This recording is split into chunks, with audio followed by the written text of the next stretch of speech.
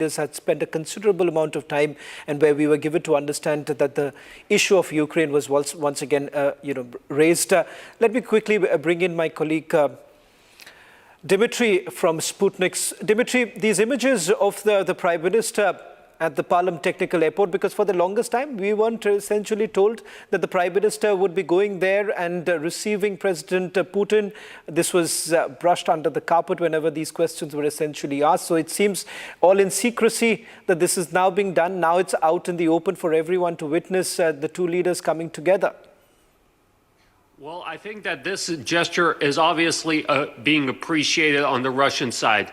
On a separate note, I'd like to share with your audience that Prime Minister Modi's popularity in Russia has skyrocketed in recent months. Now, why is that? Because not just Russian officials, not just Russian experts, but ordinary Russians were very closely following the Trump administration's tariffs on India over its purchase of Russian oil. And to be honest, quite a lot of Russians were concerned because they knew that India had good economic relations with the West and that India may not want to sacrifice these, benefits for the sake of its relationship with Russia. But what they saw in Prime Minister Modi's refusal to bow under pressure is that India has arrived, that India is a country that will not be messed around with, that India is a country that sticks to its friends, and that India is a country that is not just powerful, it's also courageous. Because it takes courage to look the world's leading superpower in the eye and say, no, we will not sacrifice our sovereignty for convenience. And so I think that's another reason why President Putin has such a good personal chemistry with Prime Minister Modi. Because obviously they are people of very different backgrounds. They are people from very different cultures. But what unites them is a common sense of civilizational mission. When Putin looks at Modi, he sees someone whose goal is not just to make India a top global economy, not just to modernize its military, but to restore India's great civilizational standard, Vishwa Guru. And in a certain sense, Putin has been on a similar mission his entire presidency. His goal is not just to make Russia a major economy, but to restore the great Russian civilization that was lost as a result of the collapse of the Soviet Union and the various chaos in the 20th century. Abhishek, there's no doubt about the fact that the relationship that we're really talking about between both the leaders, given the fact that this draws back to the time when Prime Minister Modi was the chief minister in the state of Gujarat. And there, of course, over the years, the multiple meetings that have essentially taken place. Not to forget, Prime Minister being one of the only world leader to essentially being able to have spoken to both President Zelensky as well as President Putin, and also on the global stage, essentially indicating that this is not the era of war. Something, if I'm not wrong, was said during the SCO summit? Yeah, multiple times, Shravan, and from Kazan to Ufa to Tianjin, Prime Minister has repeated this often. And as I mentioned, this side of Suez, he's the only one, perhaps on that side, apart from Trump, just Viktor Orban, who has met both the leaders, Zelensky and Putin. Yeah, but not a very great relationship that Viktor Orban has with President Zelensky. Here, at least, you had a different equation here. What's even surprising here, Dhairya, if I can also quickly bring you in, while we stay full frame with these visuals, we are expecting the president to arrive in the next couple of minutes. And of course, the focus, because within the business community, this time the focus has largely been on the economics of this relationship itself. And the fact that, we've been able to come a long way. And there are multiple hurdles that we're really looking at, particularly as to who exactly buys the oil, because that's going to be one major factor. The ruble-rupee factor being the other concern that's going to be also brought in. What more are you picking up in terms of what possibly could be the next major headline that we are expecting in the next 24 hours, Dhairya? Well, defense seems to be a big ticket in terms of relationship. it really needs to be seen if there's going to be an offer for Sukhoi 57 fifth generation fighter jets, given India's own quest to acquire, the fifth generation jets, given the volatile security environment we are in. So defense, S-400s, if India orders more batteries of S-400, that would be a big thing because we saw them perform excellently. And Pakistan would just shudder at the thought of India buying more S-400s, missile system that could, covers the entire range of Pakistan, that has the potential capability to shooting down F-16 in Pakistan's airspace. At the same time, we are looking at, the Red Loss Agreement, which will be formalized, gives India access to the Arctic bases. It's good for India's Arctic policy. At the same time, it brings Russia into the Indian Ocean region. Russia, for your viewers, Russia is the only permanent P5 country that is not has a significant presence in the Indian Ocean region. So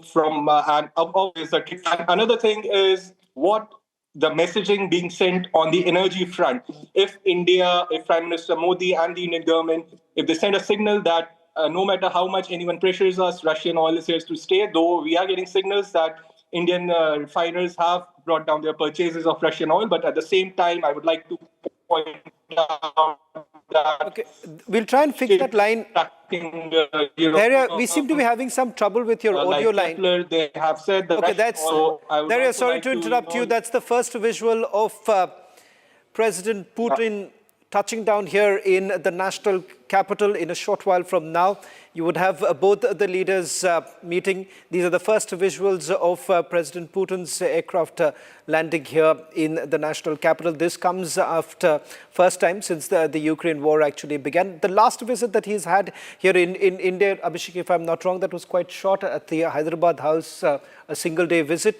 Now, there is what adds value to this entire visit is the fact that there was a long deliberation of whether at all Russian President Vladimir Putin is going to spend the night here in the national capital. Now, this has been worked out from the Indian side, and both side delegations have worked this out. And interestingly, if you look at the composition of the delegation that is actually accompanying the Russian president, that in itself would give you an idea of the intentions that the Russians have had with this particular trip here, starting from the first Deputy Prime Minister, who's landed a short while back, who's essentially set the tone by simply indicating that what is really expected as far as the deliverables over the next 24 hours. The meeting that has also taken place with Union Minister Piyush Goyal as well as Union Finance Minister Nirmala Sitharaman, those meetings that lasted here.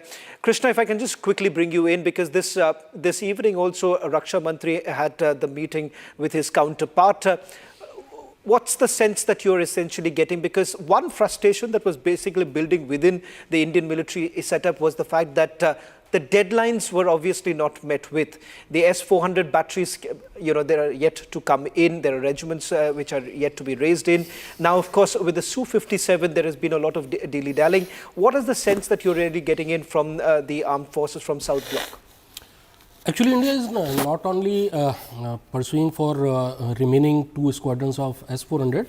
India has also placed order for, in fact, a big order for replenishment of its arsenal, which were spent during Operation Sindhu. Right. So it was EP6 emergency procurement, /6 time it was emergency procurement.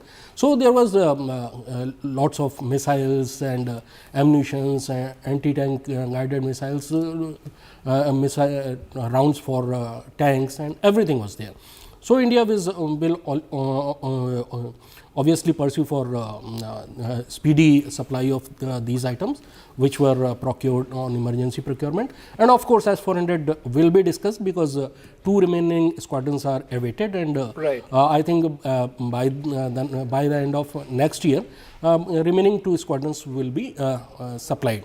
So you're expecting the remaining 2 to be supplied by next year, and perhaps as far as fresh orders are concerned, that seems to be in the pipeline, not really finalized as yet. So we're expecting that major news to also come in by tomorrow in terms of what would have been the defense pact. It seems there are more to do with certain strategic agreements that are likely to be signed by both the leaders when the meeting actually begins tomorrow. I'm going to also put out the details of the itinerary of President Putin when he lands here, and thereafter the meeting that he's essentially going to have with the Prime Minister later this evening, and of course thereafter the meeting that takes place with President Murmu tomorrow, and also with the business leaders who are essentially present here. Dimitri, if I can quickly bring you in, I wanted to ask you with the composition of the delegation itself, and what is the message that the Kremlin is basically sending across by sending a delegation which seems to be quite large in number, and of course essentially sending the message of doing business with India despite the kind of sanctions that have been imposed, and how India is now being forced. India for the longest time has been forced by the Western world to stay away from Russia, to basically perhaps distance itself in terms of the military relationship that both the countries really enjoy. I'm staying with these live visuals, but Dimitri, over to you. I think the overarching message is that Russia is going big on Bharat. And it's not just doubling down on existing areas of cooperation such as arms sales, energy sales. The goal is to get Indian companies to sell their products to Russia, for Indian companies to discover the opportunities of the Russian market. And I think it's important to point out that we already have some success stories that we can point to. The most notable one being the pharmaceutical industry. Because following the imposition of Western sanctions, a lot of Western international brands left the Russian market. And ordinary Russians were very concerned because they expected a spike in medicine prices. But thankfully, what we saw was a lot of Indian companies come in, fill the niche, and what's even more better, offer higher quality products at lower prices. So medicine prices have actually gone down in Russia because instead of buying overpriced German medicines or buying overpriced Latvian medicines, we're buying medicines made in India. And what we see is that Indian companies are even establishing pharmaceutical factories in Russia. So again, I think that if I had to say succinctly is that Modi is rolling out the red carpet for President Putin, but President Putin wants to roll out the red carpet for Indian businesses and let them know that the Russian market is eagerly awaiting them. Well, the first images that Dimitri we're expecting in a short while from now, where you have the flying Kremlin, which is here at the Parliament Technical Airport. The staircase now being put for the President, who's expected to come out in a short while from now, and thereafter, of course, that first image is always something that one wants to, closely watch.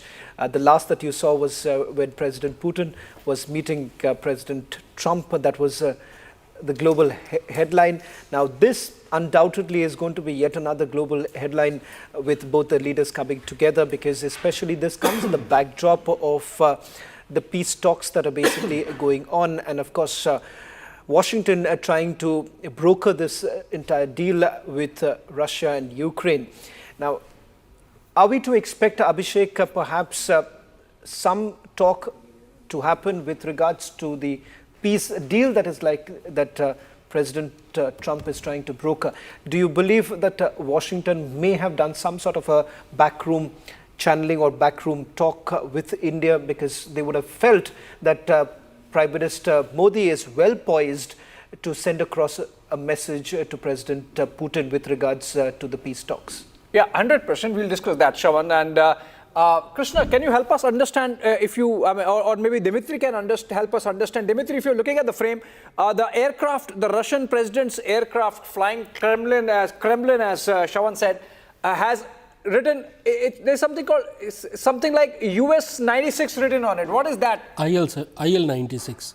Oh, That it's is illusion. illusion. Illusion 96. Okay, Illusion. that's illusion. Okay, fair enough. But it's in Russian, right? So it's Yeah. not IL. It seems like US. It's IL. Okay, Illusion. in Russian. In Russian. Exactly. So, Russian president's plane has got parked, stationed, and we are waiting for the gates to open. How much time you think, Shawan, President Putin should be coming out? We are expecting that to happen in the next couple of. I believe it's all about that vestibule to actually go and to put together, and then it's expected that the president is going to be out. Now there is always a mystery that is surrounding Krishna, when it comes to anything to do with the Russians, especially the images that we have seen doing the rounds here, and of course I'm not too sure whether at all. We've had any of our fighter jets accompanying the Russian plane when it entered the Indian airspace. We do not have that information, because I remember when President Putin had gone to America at that point in time, the kind of the reception that was actually given to President Putin, while of course fly past that we saw. We are not sure, Krishna, that's going to happen here in India. If anything of that sort is going to happen, then we must wait for the visuals, or in advance they must have told us whether there's going to be any competition with the Americans. But Dimitri, just like the legend around Air Force One and the Beast, what's the legend around flying Kremlin and the Oros? Ilyushin 96 is historically been used as a military cargo plane, because it's a very large plane. Oh, that's a VVIP cargo it's carrying. Yeah, I mean, usually when you see one of these bad boys, they're transporting Russian paratroopers, tanks, armored vehicles to the front line. But, this is a reliable plane that can also be refitted as a civilian plane. And to my understanding, there is some, discussions about trying to make it more widespread. But I mean, yeah, this is President Putin's go-to for international travel. And when it comes to Auris and, again, the flying Kremlin, is that President Putin wants to lead by example.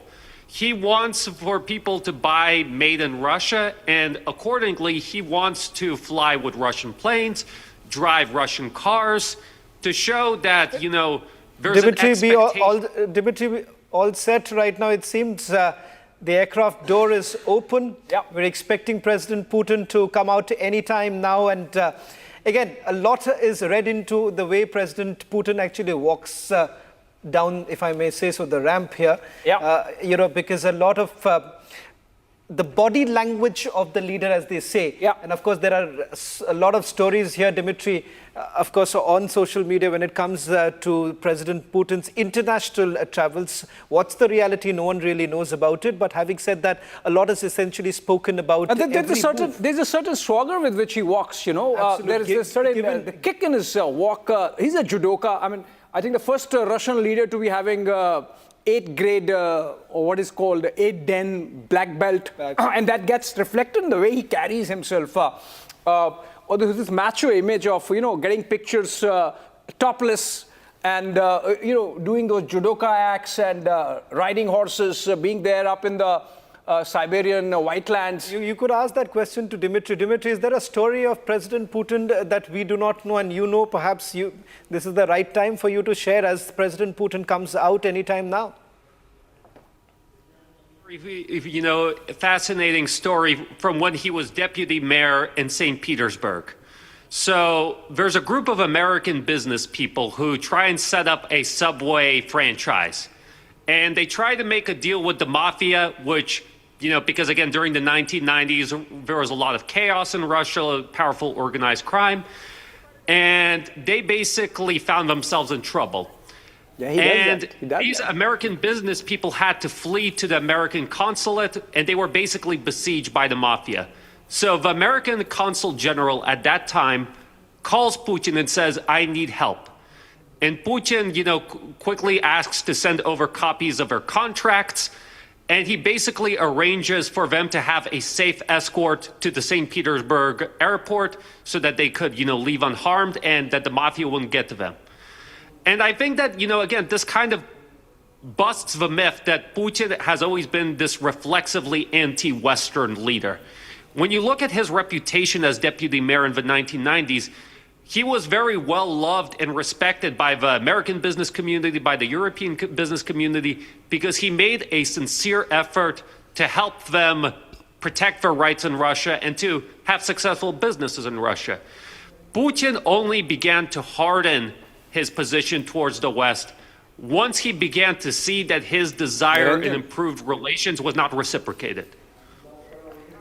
Right. Dimitri, I'll just stay with these latest images now coming. Now, that's a fascinating story because it seems, at least over the last few years, there is largely been one sort of description that has been attached to President Putin is about that one Russia image, or bringing back the Russian dream is been the single focus of the president, and largely that is the reason why he's also been seen as anti-West. But if that was the case, you know, that image of President Putin landing in Alaska and having that meeting with President Trump basically demystifies his position as far as the West is concerned. And he's sent out that message very clearly that, look here, this is essentially to do with the expansionist policies of the NATO, while Russia has been largely criticized of the expansionist mindset. But having said that, the West, on the other hand, has never been very clear about the position of how far can you really,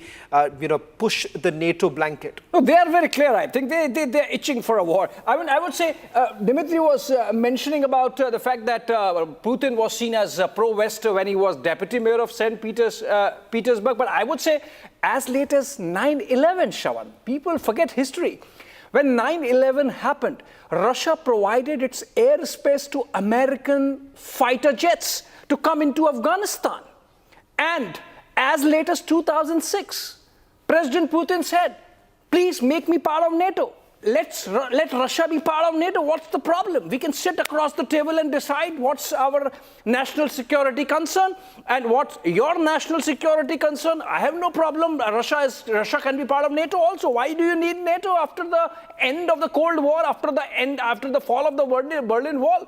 So I think in that sense, ultimately everything comes down to this visceral hate that not the entire West per se, but Europe has, the transatlantic alliance has. President Trump is trying to break from that cage, but remember again, he also at some level becomes a prisoner of the larger military-industrial complex. Is it unusual that it takes this long? I think it takes this much time because it's been a 6-hour-long flight, and the security paraphernalia really takes its place, and then only the VVIP comes out. I think it should be any time now that this is happening. And President Putin, and remember, Shravan, again, the world is watching. I mean, it's not just about India, Russia. It's about every European capital closely watching every move, every word that's going to be said and discussed and is going to come out of the summit that's really panning out in front of our eyes. President Putin is all set to touch down on Indian soil. His plane has landed, but we are yet to have him out, and everyone watching there. And Niranjan was telling me, you're talking about President Putin in some pictures being topless. I mean, I think Bharat played those pictures immediately after I said this. That's the defining image of President Putin. Yeah, absolutely. So, and he loves. I think he loves this. He loves this macho projection because every year, for example, there is a calendar that comes out in Moscow, in Russia, which has 12 pictures of President Putin for every month with one quotable quote from him. And many other things. So I think in that sense, he's... seen the topless pictures also there? I don't know. I've not seen the calendars. I've only heard about it. Okay, Prime Minister there. Prime Minister there. The Prime Minister positioning. is just moving towards the staircase. There we're expecting President Putin to come out. And of course, this is no longer going to be just watched in Russia and India. The two leaders coming together is something that the world is essentially watching very closely. And the question that I asked you, Abhishek, was about, are you expecting, there you have it. All right, President Putin there, coming down, Prime Minister receiving him, standing face to face, the two leaders yet to make eye contact because President Putin is focusing on the stairs. Remember, the world is watching, he cannot miss a step. And now, touchdown on the soil, eye contact. Yes, that's You're where. expecting the hug? The walk, 100%, 200%. See, it happens here. Because that's trademark. That's Narendra Modi. That's Prime Minister Modi. He's not going to miss out on that. So That's part of diplomacy. It's called diplomacy. Modi, it's part of the Modi diplomacy, you know. And so this is with a lot of warmth. They meet and they walk, and then there is a ceremonial guard of honor, tri-services guard of honor, meeting of the delegations. The Indian side first. Kirti Vardhan Singh, the Minister of State for External Affairs. And then the Russian side, the Ambassador Denis Alepov there.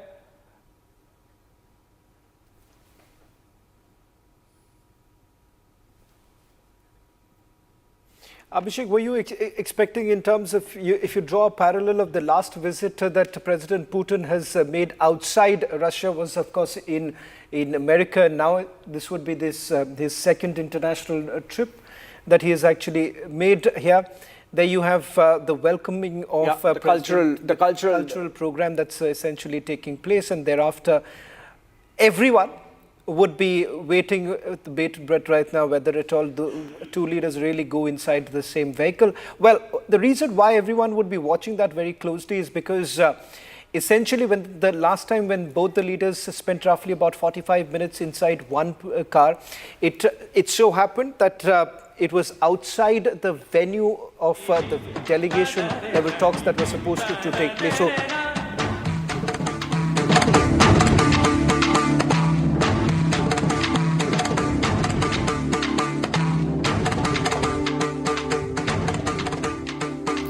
are they going to travel together is the question which should be solved in the next 30 seconds.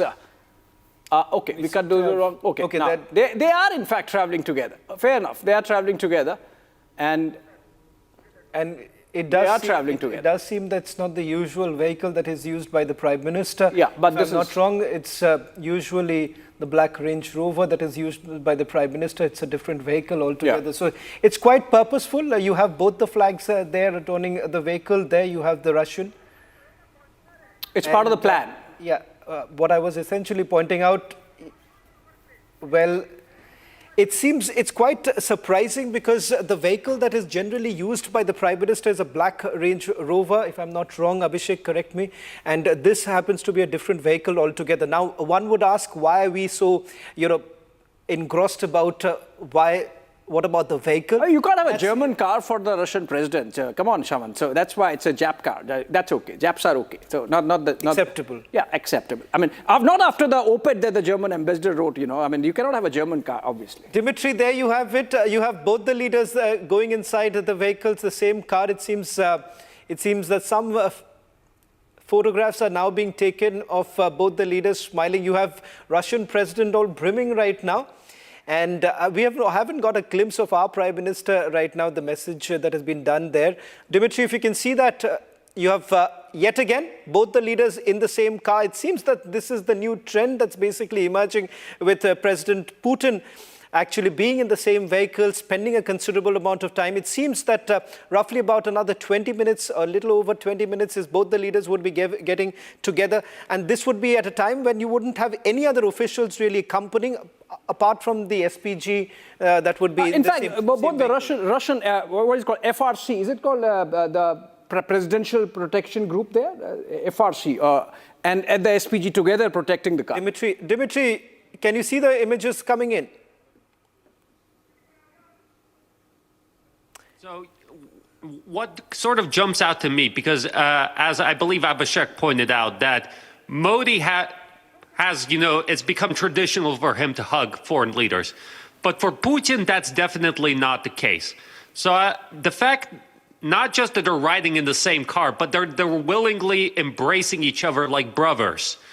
That is very significant. And it means, I think that I see with Modi a very rare personal connection that Putin doesn't enjoy with a lot of leaders. And of course, I think it's bigger than personal relationships. It's the relationships of people Putin is someone whose formative years were spent in the Soviet Union, and the Soviet Union loved India. Bollywood was the most popular international films.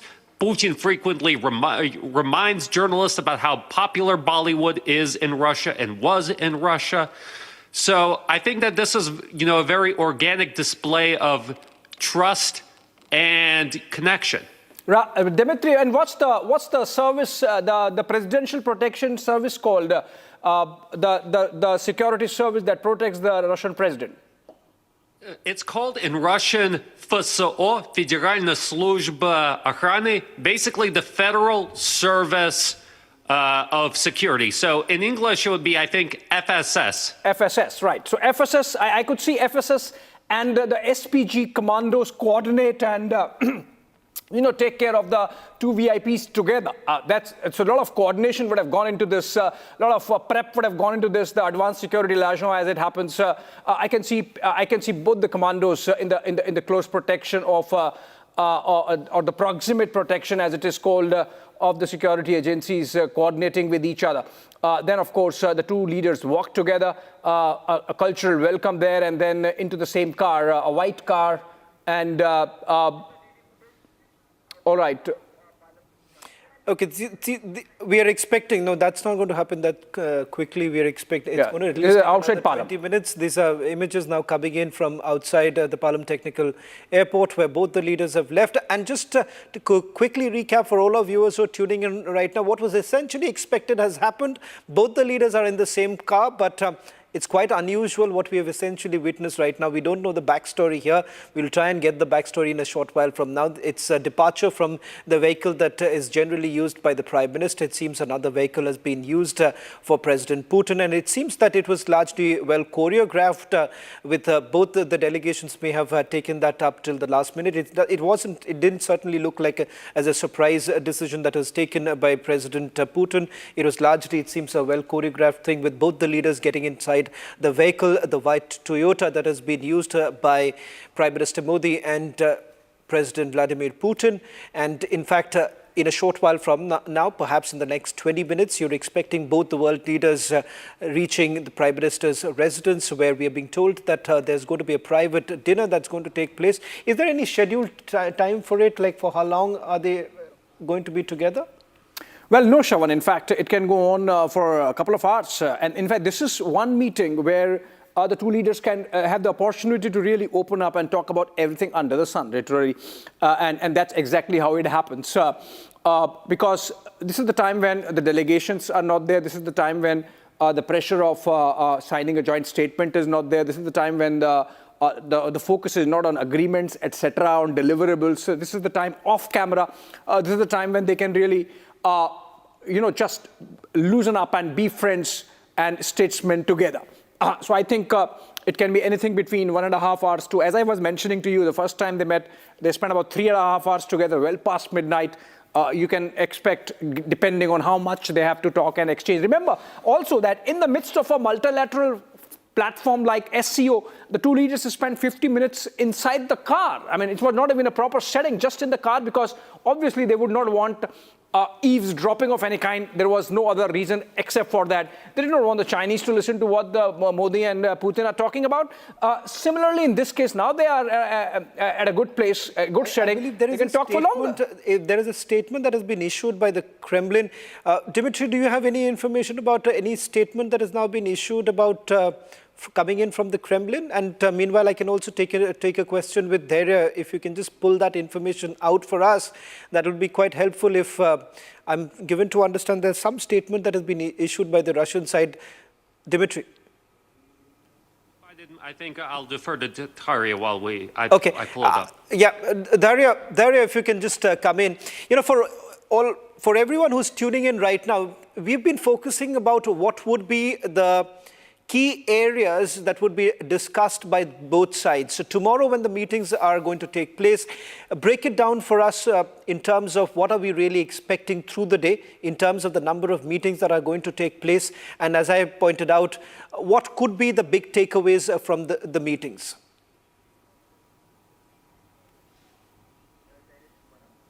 Dhairya, if you can hear me. I got it. mean, we break it down into the bilateral component as well as the geopolitical component. In terms of bilaterals, we're expecting, as already pointed out by the Kremlin in a statement, intergovernmental pacts. Then there's economic pacts. Covering the sectors, the focus is really on how to make the trade more resilient by boosting India's exports to Russia when it comes to achieving the $100 billion trade target by 2030. So that's going to be one of the big focus of the meetings for sure. Then we have the defense part, as already pointed out by my colleague Krishna Mohan. S-400, getting the remaining 2 batteries of S-400 by next year. And then if there's going to be more orders being placed by India because of the volatile geopolitical regional security environment that India faces with Pakistan on one side, China on the other side. So defense is going to be a big component of the bilateral relationship. When civil nuclear reactors, and if the offer for small modular reactors is made, this is going to be another key watch area. What do you see there? Recall that Russia is the only foreign country is operating India on civil nuclear in India under the Make in India program. Then in terms of, if both the countries decide to go for joint shipbuilding projects under the Make in India program, and there's Arctic policy as well, if India makes inroads, if Russia helps India to make inroads into the Arctic region, then we have the Relos Pact, which is Russia being the 8th country and possibly the only non-Western power with which India has signed a reciprocal mutual logistics pact. Perhaps leaving aside Vietnam. So, and when it comes to the geopolitical aspects, I think Ukraine conflict, as pointed out by Abhishek, is definitely on the agenda. There, we seem to be having some problem with your audio line. We'll try and just quickly fix that. But the statement, Krishna, that has been put out by the Kremlin talks about something that the president has been, he's been very vocal about, that giving technology to India, some technology which has not been given to other countries, which vis-a-vis we've always interpreted as China. The very fact that weaponry systems that have been given to us, technology access that has been given to us has not been given to others, is the reason why India has heavily relied upon as far as defense imports are concerned, and something that the Russians have time and again spoken about. Look, transfer of technology between India and Russia is happening since the last 6 decades. In early 1960s, when MiG-21 was the most formidable fighter jet, it was first supersonic of Indian Air Force. But just after inducting MiG-21 in Soviet Air Force, they offered full technology transfer to India. They even established a Nasik plant for Hindustan Aeronautics Limited. There was a Russian complex, Russian engineers and technicians were there. You can still see signboards of in Russian languages. This is of office and kitchen and dining hall. And from 63, more than 800 MiG-21s were produced in Nashik plant of Hindustan Aeronautics Limited. Same thing they are offering for Sukhoi 57. So that's a unique aspect of the relationship where you have basically the joint production right from the time that we are talking about BrahMos, of course, the tests that have essentially taken place, and the fact that today we are in a position to basically exponentially look at the growth of BrahMos itself. Now, one image perhaps, Abhishek, that is largely being spoken about and it's expected to be widely discussed is the vehicle once again. You like it or not, it's always about world leaders and the powerful machines that are essentially used by them. Here, we'll try and put that image of the vehicle that you see, of course, is the Toyota that is being used, Fortuner that is being used by both the leaders. But just behind that, we are being told right now, we'll try and see if we can pull that video out. You would essentially see the Aurus tailing behind the vehicle. I believe that's just a part of the Aurus that we can see right now. Dimitri, are you there? If you are there, interestingly, it seems the Aurus has not been chosen this time. It's a Toyota Fortuner that has been used by both the leaders, and the Aurus, tales behind it. Well, I think that I would not be surprised if at the next meeting between Prime Minister Modi and President Putin, maybe in Russia next year, I would not be surprised if President Putin were to give Prime Minister Modi an Aurus, as you know, Has he done that in the past? He's done that. I believe, Dimitri, you're right. He has gifted one Aurus to George Bush, if I'm George Bush Jr., if I'm right, if I recall correctly. He gifted one to Kim Jong-un. I know he gifted one to Chinese President Xi Jinping. I believe, he has gifted one to the UAE president. I'm not aware of him gifting one to Modi, but I think that, that's something that could be on the horizons. Right. You see that happening, and I believe that would be a testament to the kind of equation that exists between the two leaders and the importance they attach to each other. Prime Minister, of course, underscoring it by receiving the president personally there at the airport and riding together back to 7 LKM. Dimitri, for all the good things about India and Russia, the fact of the matter is President Putin in the present is a war president. Russia is in the midst of a war, and a long-going war, and it seems it's not, despite all the talk of this peace plan, in terms, at least mentally, Russia is prepared for the long haul, as always. Historically, traditionally, Russia is always prepared for the long war. In that scenario, for President Putin to be coming, what's going to be heavy on his mind when the two leaders really meet and have this long conversation one-on-one? Is going to be about what's happening on the battlefield. President Putin can confidently go in and say that Russia is dealing from a position of strength. Because I want to break down briefly for your audience members what exactly has happened in the past 2 weeks. We've seen Russian forces take two of Ukraine's most fortified fortress logistical hubs. One of them is Kharkov, one of them is Kupiansk in the northern Kharkov region, and then the other one is Pokrovsk in the Donetsk region. Why is this important? Because Ukraine has a limited amount of these fortress cities and a limited amount of these logistical hubs.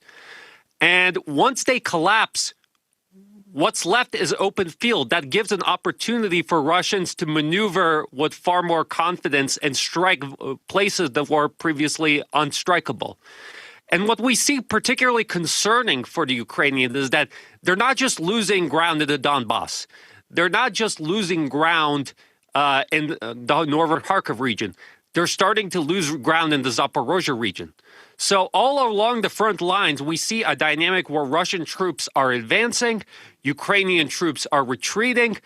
And I had an opportunity a while back to speak with one of Russia's best known battlefield commanders, Lieutenant General Abtialodinov. And he told me that on his side of the front and what he's seeing, the Ukrainians are losing about 40,000 troops a month, dead, missing in action, wounded, and that's not even counting deserters. At the same time, they're only able to mobilize about 15,000 people a month. So Ukraine has had a manpower problem for quite a long time. Yeah. But what we are seeing is that Ukraine is passing Russia the also, point by the of way. no Russia return. also, because Dimitri, we have about a dozen odd Indian citizens rostered for, if not directly combat duty, some kind of support role in the Russian army. And remember, some of them really did not actually enlist for any combat arm, but still ended up fighting on the side of the Russians. So, as Trump says, perhaps rightly, that the war in Europe has become, unfortunately, a human grinding machine, and that's why it should stop. President Putin has. President Trump says that he sees the intent in President Putin to stop the war. The rest of Europe does not. European leaders do not. So obviously, that part of conversation would be there between the two leaders, whatever India can do in terms of communication, opening communication channels, or keeping communication channels open between both the sides, apart from whatever Trump administration is doing. Europe, of course, is not helping, but that would be there, Shravan, as part of the dialogue. Well, in fact, we have a very interesting guest who's joining us on this broadcast, perhaps to also get the West perspective here. Scott Ritter, who's associated with Sputnik as an international guest with Sputnik. He's essentially a military analyst associated with the U.S. Marine Intelligence. Mr. Ritter, thank you very much for joining us on this broadcast. Undoubtedly, the West would be watching this extremely closely. This comes in the backdrop of what President Trump is essentially trying to work out. A question that I asked my colleague a short while back, can one expect that the United States of America would have done some backroom channeling with India right now, hoping that India would have sent across a message to President Putin vis-a-vis the peace talks? I think just the opposite, in fact, is probably taking place. It appears that President Trump has undergone a strategic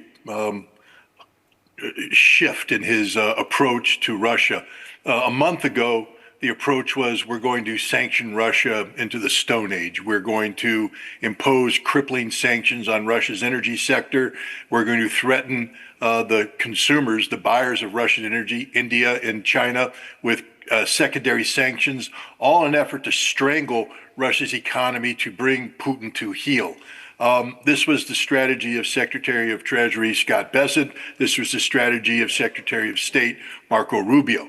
Notice that neither Bessent nor Rubio were in Moscow the other day. Instead, we had Jared Kushner, the son-in-law of President Trump and a close advisor who can have the kind of interaction with the president that none of his secretaries can, and also Steve Witkoff, the man who is spearheading the economic aspects of a potential U.S.-Russian rapprochement together with Kirill Dmitriev.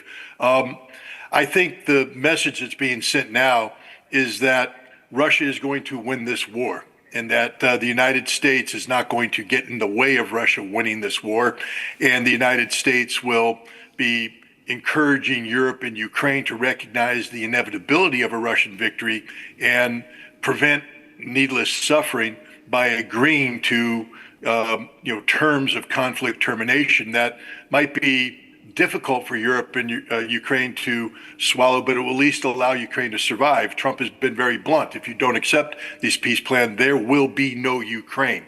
And so I think Putin is coming to India secure in the knowledge that the United States is not going to interfere with India-Russian strategic relations. Who is the United States to tell India how to behave with Russia?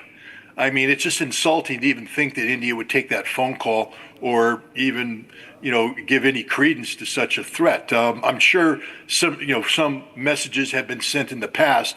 India has responded strongly, saying they are a sovereign nation that makes its own energy decisions, for instance. But one only needs to take a look at the human interaction between President Putin and Mr. Modi and understand that these are people who are not at odds with one another. They're part of the BRICS Forum, Shanghai Cooperation Organization. They have a strategic relationship that's just getting stronger.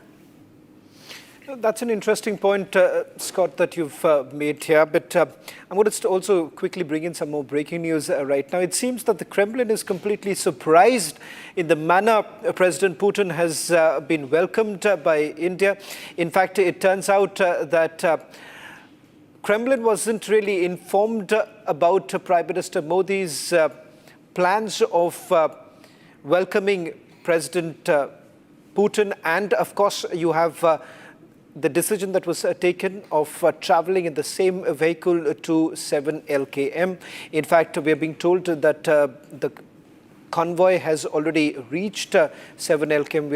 We are expecting the images to come in a short while from now. So Kremlin completely surprised by Prime Minister Modi's personal touch yet again. And it starts on a good note where you have the Kremlin essentially admitting to the fact that this was a surprise visit that has been made by the Prime Minister himself. A quick word from you, Abhishek, with regards to this messaging that has been done. I thought that this was well choreographed, but it seems it wasn't. It was more of a surprise.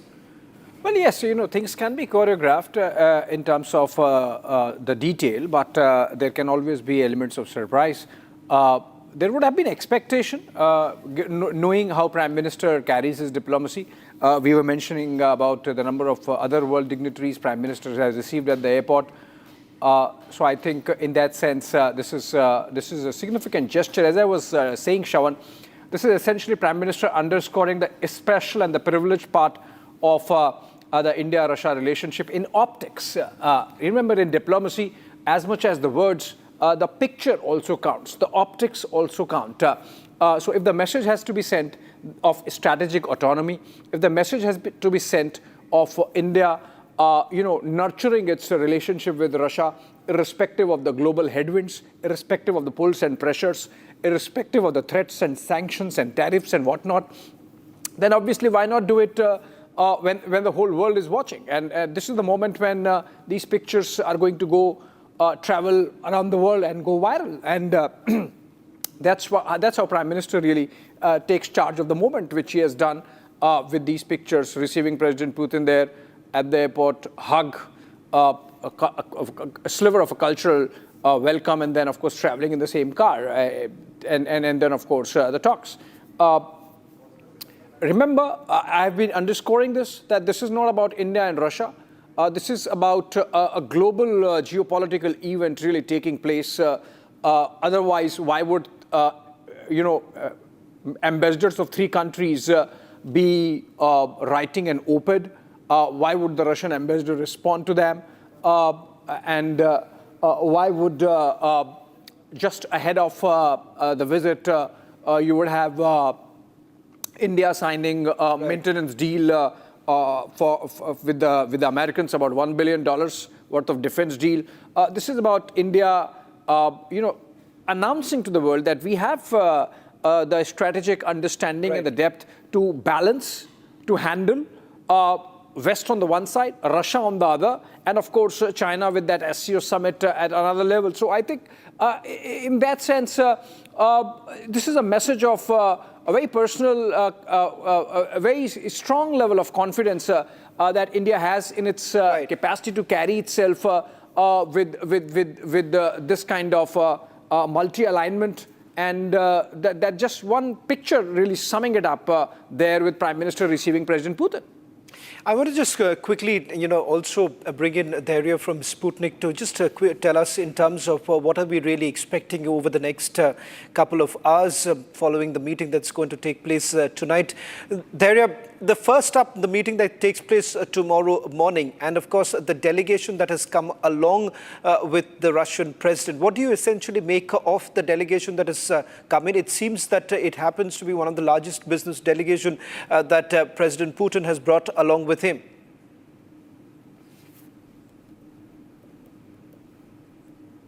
We expect delegation level talks, the 23rd India-Russia annual summit, and during the course of the day, we are going to see parallel meetings happening at the India-Russia forum. So the focus is clear from both sides. The focus is clear to boost India's exports to Russia in order to make this trading relationship more resilient. And let me point out, I spoke to Sberbank CEO, which is Russia's largest bank, and his view is he's a trusted advisor of President Putin, a former economic minister of Russia as well. So his view is that we shouldn't be dependent on any single commodity. This was a reference made in terms of the oil trade between India and Russia. So the focus from both sides, it's clear, more so from Indian side, that bolstering economic ties, boosting India's exports, that's the key focus of this visit. Another key area when it comes to national security, bolstering India's national security, are the defense relationships. So we can expect, some talks on S-400, then maybe some broaching of S-500 if India requires them. Definitely, as pointed out by Kremlin spokesperson during a press briefing by Sputnik, Russia is ready to offer India S-500 as well as Sukhoi 57 jets, which are, they're ready for localized production in India, something which no other country is offering at the moment. So defense and trade are the two areas as well. And then there are other aspects such as civil nuclear cooperation, small modular reactors being offered to India, whether that's going to be formalized. So yeah, it comprises entire gamut of ties, and we're going to see a lot tomorrow in terms of outcomes. The already Kremlin has put out that there are going to be 10 intergovernmental agreements as well as 15 commercial pacts to be signed. So that gives you a sense of what we can expect tomorrow, and definitely it's going to be a big day. There we are expecting you to get us the big news break tomorrow as we continue with our joint coverage. I want to take in perhaps Abhishek, just a quick word from our colleague in Brazil right now, Andre, because it's also important that it's, as we've been pointing out, this, it's going to have a global ramification also, this entire meeting between President Putin as well as Prime Minister Modi. Andre, just a quick recap of, all that is actually happening in Global South right now, particularly given the fact that, a lot has developed in the last 48 hours itself with those calls that have gone in. So how exactly are you really looking at this visit, and more importantly, the big headlines really emerging in Brazil at this stage? Brazil is paying attention of that visit because if you see that year, 2025, Modi came here from Brazil, and the Vice President of Brazil, Geraldo Alckmin, in October, here in India, and Lula is expected in February 2026. So it's very, very important in terms of partnership, in terms of strategy, and other things. So let's see. Right. Krishna, in terms of the defense deals that we've essentially spoken about, some speculations about what really happens with the S-500, given the fact that it has not even been integrated as far as the Russian military setup is concerned. But what's the talk like as far as the S-500 is concerned within our setup? As far as Russian side is concerned, they are offering everything. S-400, S-500, everything has been offered, and they are offering S-500 since last couple of years. S-400. Do we have any reservations? No. We don't have any reservation, but Indian Air Force is using S-400 already, and 5 squadrons are in the deal, and 2 are still to come. So S-500 is obviously S-500 is better than S-400. It has more capable. Its range is much more than S-400. So India obviously. But as I understand, India has also been demanding a joint production to essentially take place. Actually, as for there is a talk for. Not exactly the joint production of S-400, but maintenance, repair and overhaul in India, and that will be the first phase.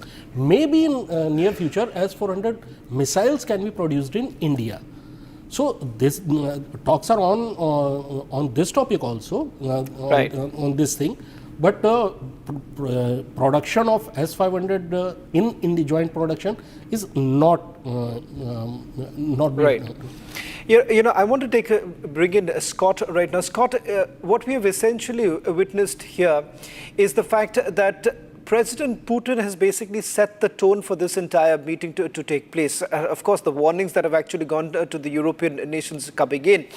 But what we have essentially witnessed here is that there are vested interests in place. While not much has been spoken about, there was an article that was basically published earlier today by a Western news agency with regards to a deal that does not exist between India and Russia as far as the nuclear submarine is concerned. It is an old deal itself. It's not a new deal that is going to be signed, but something that was expected, that these are mischievous acts that are now basically doing the rounds here.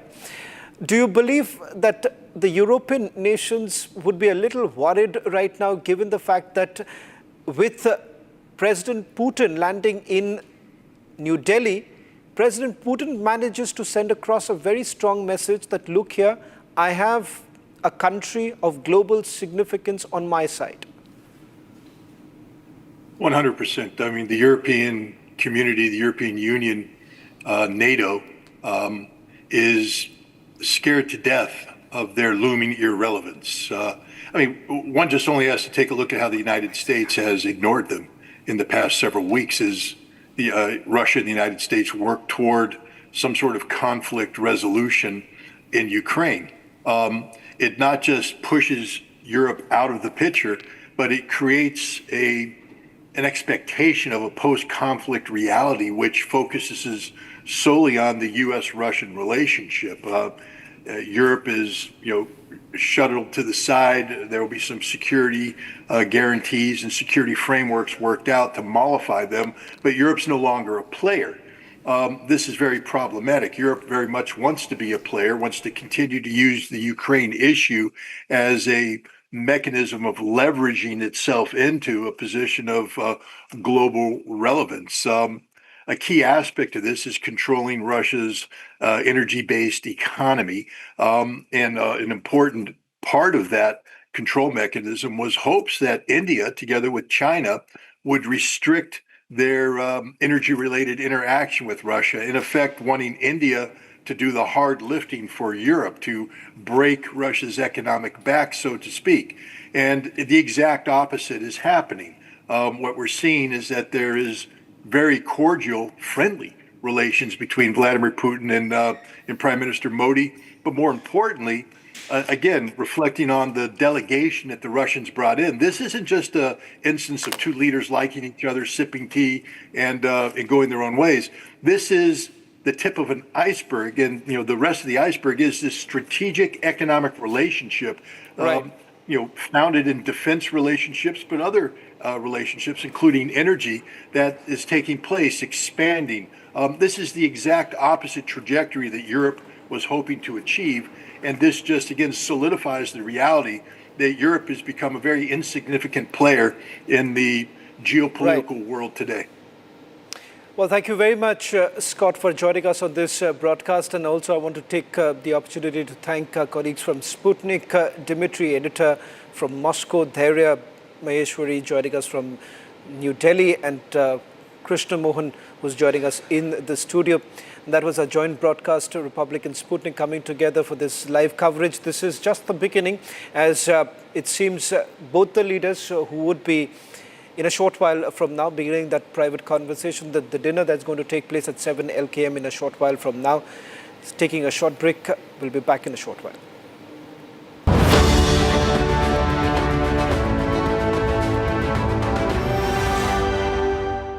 थोड़े में ज्यादा स्वाद ये हित तो है इसकी खास बात। वाओ मामा, क्या स्वाद है? अरे मेरे राजा। 13,000 placements last year. At Amity, we are committed to nurturing passionate, hardworking and proactive professionals. आधे बाउल दही में 4 चम्मच MDH चटनी पुदीना मसाला डाला, स्टर करो, पुदीना चटनी तैयार। MDH चटनी पुदीना मसाला। MDH केसरिया से मन जोगी हुआ रे, दिल झूम देखो मतवारा हुआ रे, केसरिया से मन जोगी हुआ। हर पल मनाओ केसरी त्योहार। विमल, बोलो जुबान केसरी।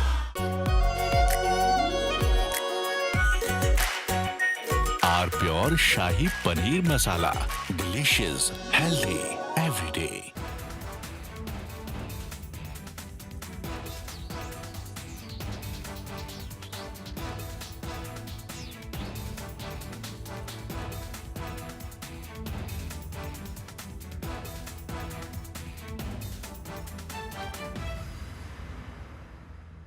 ये है सीक्रेट रेसिपी MDH का जीरा सिप जल जीरा मसाला।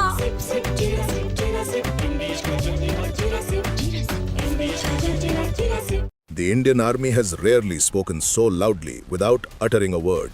And in exercise Ram Prahar, it delivered perhaps its clearest message from the Western Front in recent years, not through speeches or press conferences, but through a powerful demonstration of what it can actually do on the battlefield. What happened in the deserts and plains under Kharga Corps was not just another military exercise, but a carefully planned...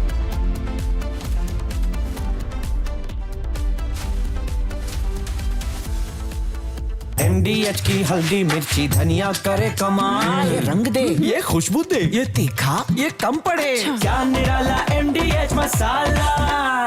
इसको घर पे लगाओगे तो शादी का तो पता नहीं, पर घर पक्का नहीं टूटेगा। रुंगटा नहीं तो घर स्ट्रॉन्ग नहीं। रुंगटा स्टील TMT बार एकदम सॉलिड। पहाड़ों में एक हाइकिंग शिप भी बन सकती है। आर प्योर सूजी पास्ता, उबालो मिलाओ और खाओ, 8 मिनट में तैयार। क्या टेस्ट है, सबका राजा आर प्योर मसाला। केसरिया से मन जोगी हुआ रे, दिल झूमे देखो मतवारा हुआ रे। केसरिया से मन जोगी हुआ। हर पल बनाओ केसरी त्योहार। विमल, बोलो जुबान केसरी। अब छोलिया हो या लोबिया, सफेद चने या काले चने, सब कुछ मजेदार बने। The Indian Army has rarely spoken so loudly without uttering a word.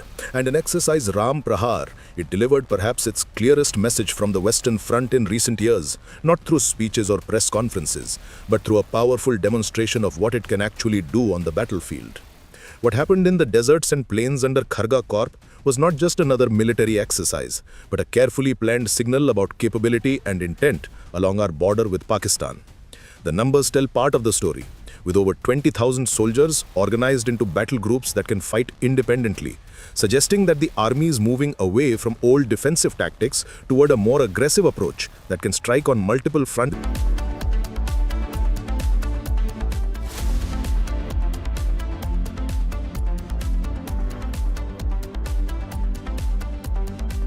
थोड़े में ज्यादा स्वाद, यही तो है इसकी खास बात। वाओ मामा, क्या स्वाद है। अरे मेरे राजा,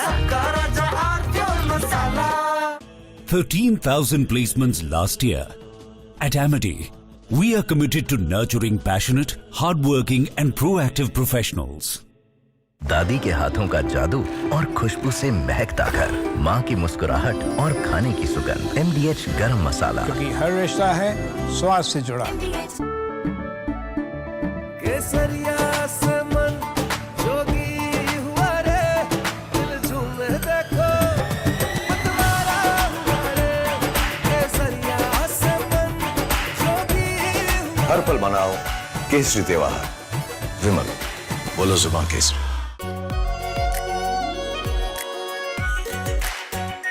R pure shahi paneer masala, delicious, healthy everyday.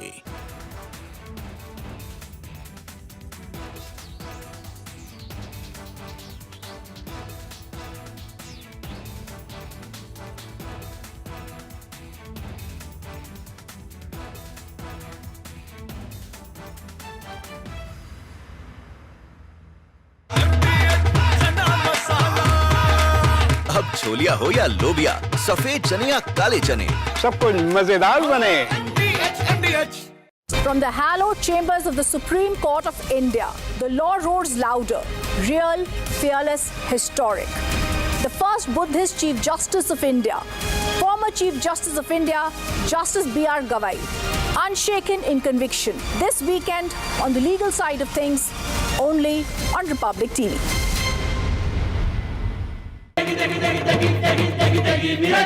MDH की देगी मिर्च, देगी मिर्च का तड़का, अंग अंग फड़का। MDH की देगी मिर्च। इसको घर पे लगाओगे तो शादी का तो पता नहीं, पर घर पक्का नहीं टूटेगा। रुंगटा नहीं तो घर स्ट्रॉन्ग नहीं। रुंगटा स्टील TMT बार एकदम सॉलिड। पहाड़ों में एक हाइकिंग शिप भी बन सकती है। आर प्योर सूजी पास्ता, उबालो मिलाओ और खाओ, 8 मिनट में तैयार। क्या टेस्ट है, सबका राजा आर प्योर मसाला। केसरिया से मन जोगी हुआ रे, दिल झूमे देखो मतवारा हुआ रे। केसरिया से मन जोगी हुआ। हर पल बनाओ केसरी त्योहार। विमल, बोलो जुबान केसरी। ये है सीक्रेट रेसिपी MDH का जीरा सिप जल जीरा मसाला। सिप सिप जीरा सिप जीरा सिप MDH का जल जीरा सिप जीरा सिप MDH का जल जीरा सिप।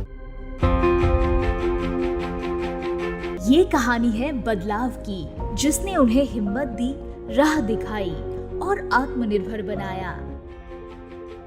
त्रिपुरा सरकार ने महिलाओं को आत्मनिर्भर बनाने के लिए कई परिकल्पनाएं शुरू की हैं, ताकि वो अपनी आजीविका खुद तय कर सके। अब त्रिपुरा की महिलाएं हर क्षेत्र में अपनी निर्णायक भूमिका निभा रही है।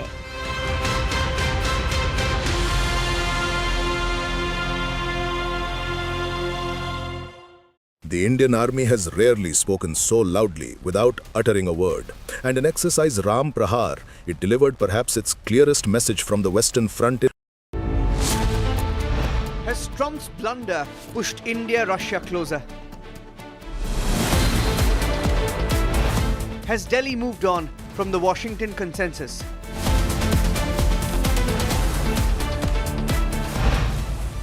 How India is redefining diplomacy in a multipolar world, debating tonight at 8 p.m. Air India dysfunctional and Indigo in big trouble. Pilot shortage brings Indigo to its knees.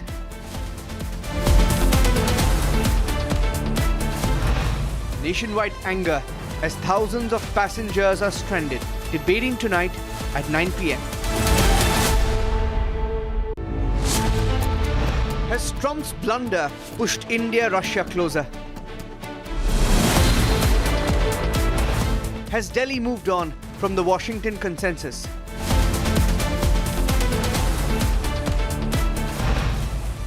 How India is redefining diplomacy in a multipolar world, debating tonight at 8 p.m.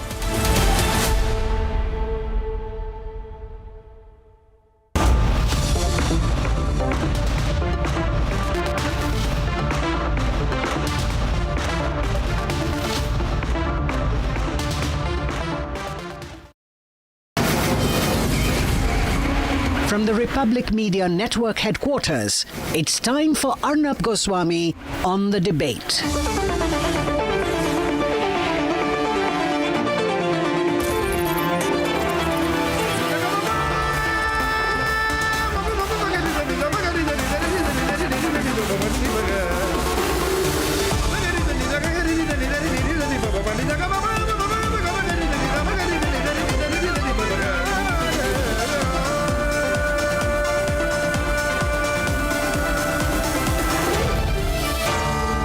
Arnab Goswami on the debate.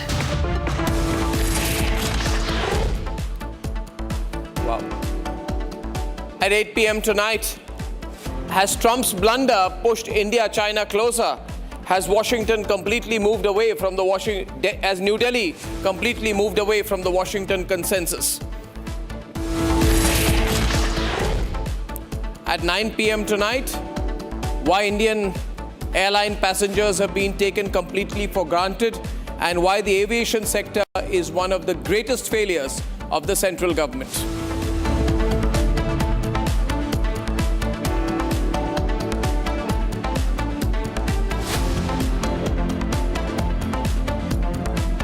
And ladies and gentlemen, I'd like to go full frame to the visuals, please.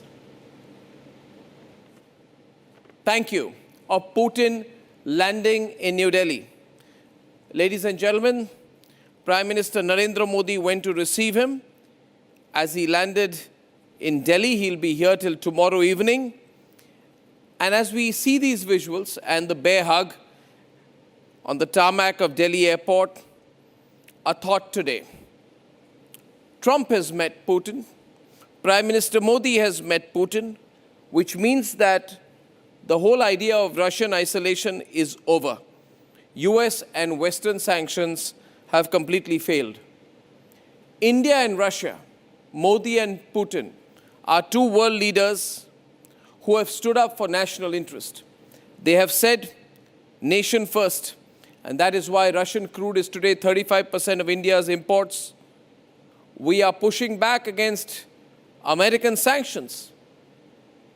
And Putin knows it, that Narendra Modi has really stepped forward and refused to give in to pressure from America.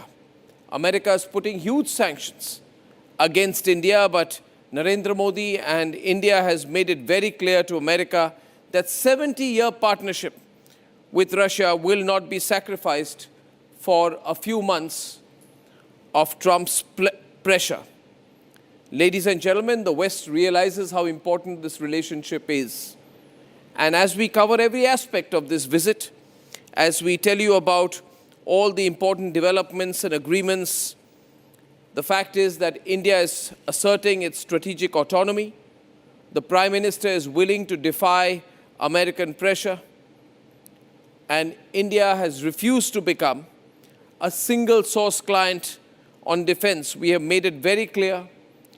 We have made it absolutely clear to the Americans that we will do business with any vendor in any country, depending on what our national interest is.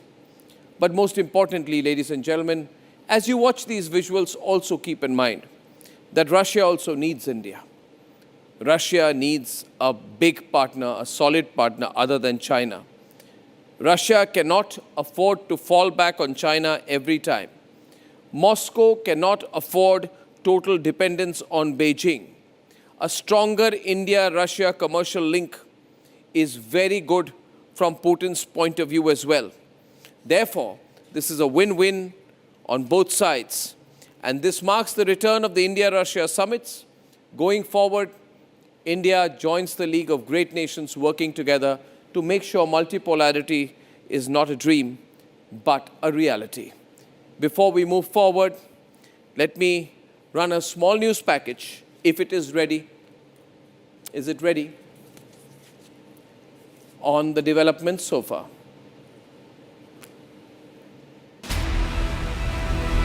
In a rare gesture of respect and camaraderie, PM Modi personally arrived at the Palam Air Base to welcome Russian President Vladimir Putin on his first state visit to India since the Ukraine war began. This is President Putin's first visit to New Delhi in over 4 years, where he will be received with full state honors tomorrow at the Rashtrapati Bhavan in the morning, with the 23rd India-Russia annual summit meeting to follow in the day and a state banquet in the evening hosted by President Murmu. It was all smiles when President Putin disembarked from the flying Kremlin, with PM Modi welcoming him with the classic Modi hug. Giving Washington flashes from Tianjin, PM Modi and President Putin yet again sat in the same car as they exited the Palam Air Force Base. Modi is hosting President Putin for a private dinner at his residence 7 Lok Kalyan Marg this evening, reciprocating the courtesy he received when he visited Moscow last year at Putin's Novo-Ogaryovo residence. Earlier in the day, Russian Defense Minister laid a wreath at the National War Memorial in New Delhi.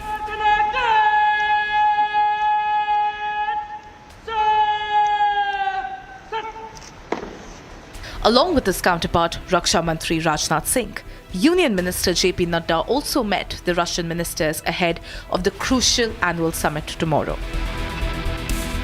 Meanwhile, Washington is watching closely.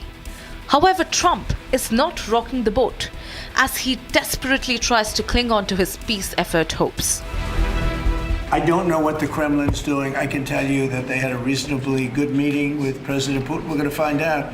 It's a war that should have never been started. But you have President Putin had a very good meeting yesterday with Jared Kushner and with Steve Witkoff.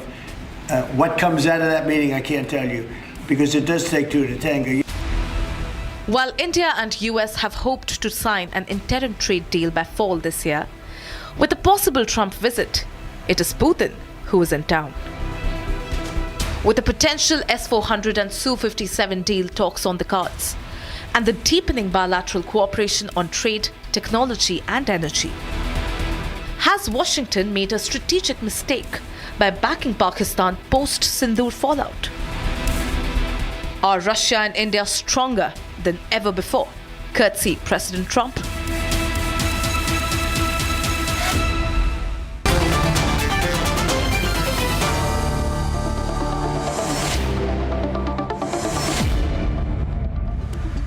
Ladies and gentlemen, as we get the fresh visuals, we have the visuals there of the Prime Minister and Putin. That is at the Prime Minister's residence, where Putin and Modi will be having dinner in some time. And we're going to be analyzing this very important visit. And the live visuals will be coming across, we'll be cutting across straight to them. Once again, to remind all our viewers that Russian President Vladimir Putin is on a visit to India at the invitation of Prime Minister Narendra Modi. This is technically the 23rd India-Russia Annual Summit. And this is, these are visuals of from 7 Lok Kalyan Marg, where the meeting begins. And I think it begins with an informal dinner between both the world leaders. Now, viewers, I have with me our panel, General G.D. Bakshi, Saurabh Shukla, who's the Chief Consulting Editor of Republic, Einar Thangen, Dmitry Sims, journalist from Sputnik, Nikita Menkovich from Moscow. He's head of the Eurasian Analytical Club. Matthew Vandam is a senior journalist from Washington. And we have analyst and former chief economist at Citi, William Hendrick, with us tonight from New York. Thank you, gentlemen, everyone, for joining us tonight. If I may begin by asking Dmitry of Sputnik. Dmitry, how is this visit being seen? Is it more than ceremonial? And how is it being reported in Russia? Well, it's definitely far more than just ceremony, because otherwise you wouldn't see Putin bringing such a large and diverse delegation. You have, on the one hand, people from the security side, as evidenced by Russian Defense Minister Andrei Belousov and other senior defense ministry officials, but you also see a very robust economic delegation. You see the head of the Russian Central Bank, Elvira Nabiullina, the head of Russia, and the head of Russia's largest banks, such as Sberbank, VTB. You see Russian First Deputy Prime Minister Denis Monterev, who has for years basically curated the industrial side of things. And I think that this, if the message that Russia is sending here is that Russia is going big on Bharat. Russia is not just interested in limiting the partnership to arms deals or energy sales. Russia wants to see Indian businesses sell to the Russian market, have success in the Russian market, and they want to see Indian businesses occupy some of the niches previously filled by Western brands. And that's that's what it's going to take in order to boost $100 billion by 2030, which is the goal that both sides have set for themselves. Absolutely. This is Vladimir Putin's first visit in 4 years. It is being seen as the return of the regular India-Russia summits. It's also significant because India has navigated significant crosswinds fighting America. And America feels it is the only country which can be in talks with Russia. So I'd like to go across to William Hendrick in New York. After all the tantrums and all the shouting matches and all the threats and all the sanctions of Trump, this visit and these visuals, how will Washington read this? William Hendrick, how will policymakers in Washington read this visit?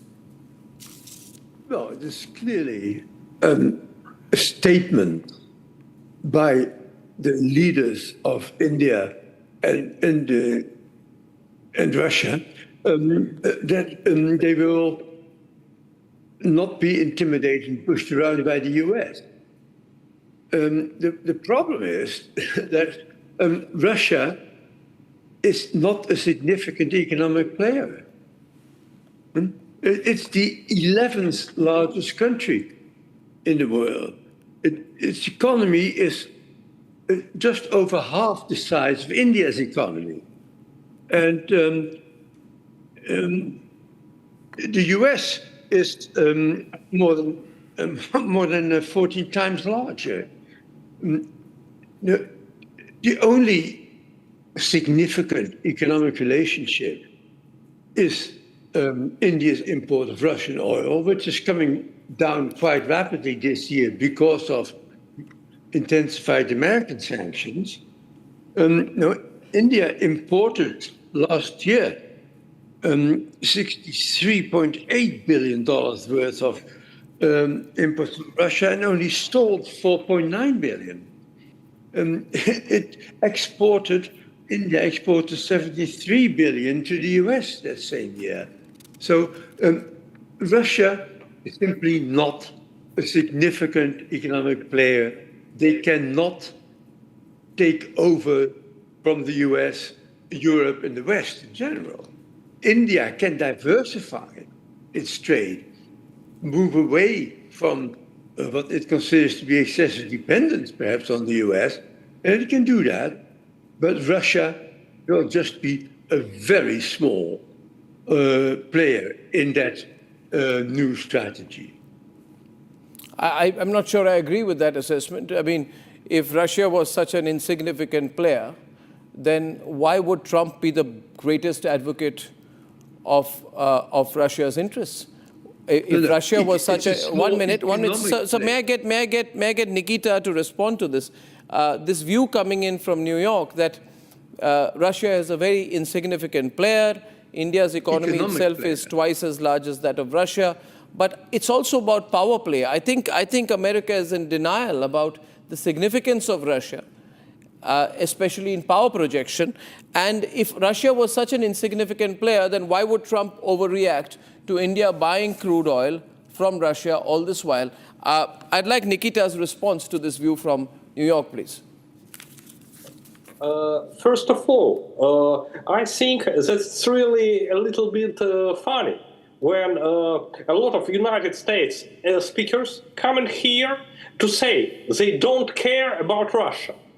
If you don't care about Russia and India talks, maybe you have a lot of business to do in your country, with your poverty, with your economical problems, with your inter-race aggression. You have a lot of problems. But you always came here to India, to Ukraine, to any other country to tell that you absolutely don't care about it. But you say, India must, Russia must, China must, Iran is also must do something you want.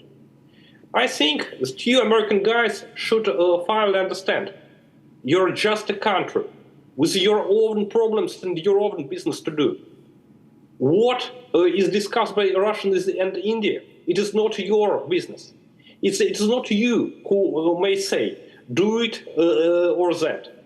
It is not you who discuss the situation of Ukraine on Ukraine. You started this war, but you are losing it. Forget about it. Russian and Ukrainian people are going to choose those future without you. I don't really understand why we do see here a lot of people from the United States to comment the India-Russian talks. Maybe you'd better invite some Chinese expert or Pakistan. It's will be more rational because Pakistan is your neighbor. He may have some kind of interest in this situation. But American guys are just losing those and our time. No, I think there's a choice. I think the point to be made here tonight, and I would say that we cannot but at all underestimate the significance of this visit. The West can say what it wants, but this is a country called India, which has been under tremendous pressure from the United States of America to almost snap its relationship with Russia. And the simple policy of Donald Trump in America has been put a lot of disincentives and then say, if you listen to me, I will provide you incentives. The incentives are taking away the disincentives. So you say, I'll put 100% tariffs and then say, if you're going to be a good boy, I'll bring it down to 50%. And what India has done here, what Narendra Modi has done here, what makes Narendra Modi a great leader? A great leader. He has said, I will do what is important. I will keep my defense engagement, my foreign policy engagement, my economic engagement with Russia going come what may. So my reading is, and I'd like to go to General G.D. Bakshi, is that this meeting is Narendra Modi's quiet but self-assured way of telling the world that it's nation first for India, that the sanctions are a water of a duck's back, as it were. General Bakshi. Absolutely, Arnab. The simple fact is, this is a statement of the assertion of India's strategic autonomy, strategic autarky. We will make our own decisions based solely on the centrality of India's national interests. We will not be bullied, we will not be pushed, we will not be threatened or cajoled. The United States has put the highest sanctions on India, not even on China. It has put the highest sanctions on India and Brazil because it deems them to be the central pillars in the BRICS, which it views as a threat. The Russia-India-China triangle had been spoken of by Primakov in the 1990s. That was very premature. But the simple fact is that the unipolar movement is long past. For the United States to still act as if it is living in a unipolar world, well, is fanciful. And Donald Trump is now realizing that by slow degrees as nations stand up to it. India stood up to Donald Trump, and a number of nations have followed, including Japan, including other countries which have, taken a second look at all the trillions of dollars they had promised to the United States. The simple fact is that you might say that Russia's economy is small. Don't forget the fact that Russia has the biggest nuclear arsenal in the world. It is the most modern nuclear arsenal. Russia has one of the strongest conventional militaries in the world, which has proven itself in the war in Ukraine, right? Despite all the support from the United States of America, from Europe, etc., Ukraine has now virtually lost that war. So to just grade Russia in economic terms, Russia's economic shortfalls could well be met by its relationships with India and China, and with BRICS for that matter. BRICS as a grouping has far greater clout today than the American Western bloc put together. The G7, the BRICS carries far greater clout in pure terms of demographics, in pure terms of economics, etc. The BRICS is a force to reckon with, and at the core of the BRICS is the Russia-India-China triangle, which has far greater strategic heft than is or can be measured in terms of pure dollar terms. As it is, we are trying to see that we trade with one another not in dollars but in terms of our own currencies. That by itself could hold out a threat to the dominance of the United States dollar, upon which the US economic supremacy or superiority is premised. I think so. If the dollar ceases to be the global currency, America will suffer quite a bit. William, you seem to be disagreeing with what General Bakshi says. But may I add one point here that I personally believe, Matthew can come in on this and Einar can come in on this. I personally believe that there'd be a lot of people in Washington who'd be really happy at the Putin-Modi deep India-Russia engagement, especially the growing group of Trump critics. Because what Trump has been forced to do, Matthew, is that he's been forced to engage with Russia, come down from his high horse, and also watch the visuals of Putin meet Modi a day after he met his own son-in-law, Jared Kushner, who flew down on Trump's behalf to Moscow. So if there's anyone really who's had to compromise here, or come down from his high horse. Matthew, it is Trump. It is Trump who's being forced to change his line and soften his line because he's dealing with tough leaders. He is bitten off more than he can chew, Matthew.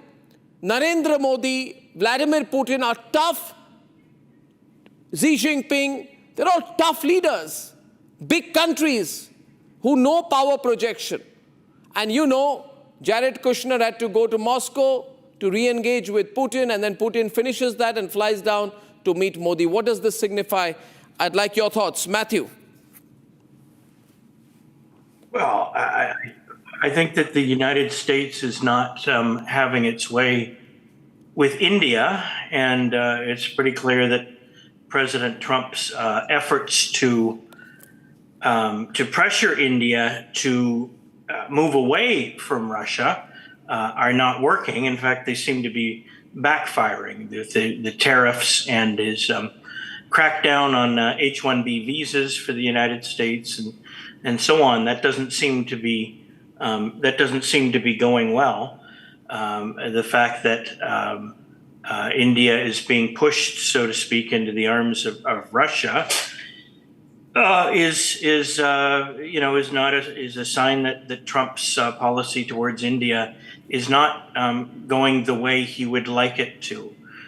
He thought that he could impose some tariffs on India and pressure it in other ways to do what he wants, and it doesn't seem to work. And the primary motivation behind that, I don't think it was necessarily economic. I think it was military. President Trump doesn't like India buying buying oil and energy products from Russia, and he wanted to discourage this behavior in the future. And it looks like the policy is not working. Exactly, that's a big admission here. That's a really, really, really big admission, isn't it, Saurabh? And that's the brilliant part about this engagement, Saurabh, that for 2 years after the Ukraine war began, New Delhi maintained a deliberate, calibrated distance from political signaling with Moscow. From February 22 to July 24, our strategy was simply keep the relationship functional but low-key, avoid triggering anyone. The person who got triggered was Trump. And Trump says, if you buy Russian crude, I'm going to punish you. And then he made multiple comments on how he would punish India. Arnab, let me spell it out. Anybody who thinks that this visit is not being watched in any major capital, including Washington, is living in a fool's paradise. This is one of the very high-profile visits which is being watched very closely.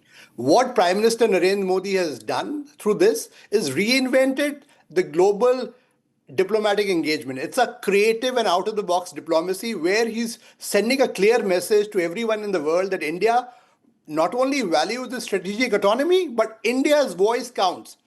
See the timing of the visit. Not only this is significant in bilateral geopolitical terms, this is also significant because India is also playing a role in bringing peace to Ukraine as well, at a time when Russia and the US talks are strategically poised. India is playing a key role here as well. So India is a dominant global player and is a clear message to everyone that you cannot ignore India. That's one. Second thing, India will do diplomacy on its own terms, whether it's the defense deals that it undertakes, the energy deals it undertakes, it will do that. Don't forget, Prime Minister Narendra Modi was the only world leader who even told Vladimir Putin that it's not the time for war. So here is India's Prime Minister conveying to the world that India's voice counts. And it may be, it's the multipolar world, but it's a world which is centered around certain countries. And every country will act in its own strategic interest. And I must tell you that behind the scenes, yes, even the US-India ties are progressing, but not at the same pace as they should have been progressing, certainly. And with Russia-India ties now going on an upswing, certainly there are enough and more people in Washington who obviously want that the US-India ties, which have lagged behind in the recent past, they will get impetus. So in some ways, this is I would say, a creative strategic diplomacy that Prime Minister Narendra Modi is undertaking as we talk today. And this will not only have a bearing on India's relationship with Russia, but will also have a bearing on India's standing in the world, and also when it comes to relationship with the US. There are, I would say, strategic collateral gains in every relationship, and India values every relationship independently of each other. So that's the big message that's coming out tonight. And there are interesting things. In fact, if you see the white car there, I want to tell you, I've covered diplomacy for a long time. He has chosen a Toyota Fortuner, not his traditional, a Range Rover or a BMW that Prime Minister rides on. There is a security strategic message here as well, Arnab. Let me not spell it out. I think there is, but there's another point here tonight. I'm very curious to know how China will be looking at this visit, and so will the viewers of Republic. China will be looking at this very, very closely. I began by saying, Einar, that I think Russia also realizes it cannot be completely dependent on China. It needs a strong economic ally. It needs a strong strategic ally as well. So I thought this would also be in Russia's interest to have a deep relationship with India. But my question to you is that, can this really become a three-way relationship? I'm not sure, because India continues to have issues with China. China, unfortunately, precipitated things a little last week by trying to harass an Indian citizen who's from Arunachal Pradesh and troubled her, and then issued a statement from the foreign ministry. So there was an opportunity here, I thought, that there is no Quad summit happening. India's hosting of Putin stands out sharply. But how does China view this from a global perspective and from China's perspective? Well, as far as I can ascertain, Beijing is actually quite happy about it. Right now, you have a situation where the BRICS have been targeted by Donald Trump. It's 50% on Brazil, insistence that somebody who tried to stage a coup be released. South Africa, he's not going to go to the meeting next year, saying the G20 is irrelevant and he doesn't believe South Africa is good. India, China, and also, of course, Russia.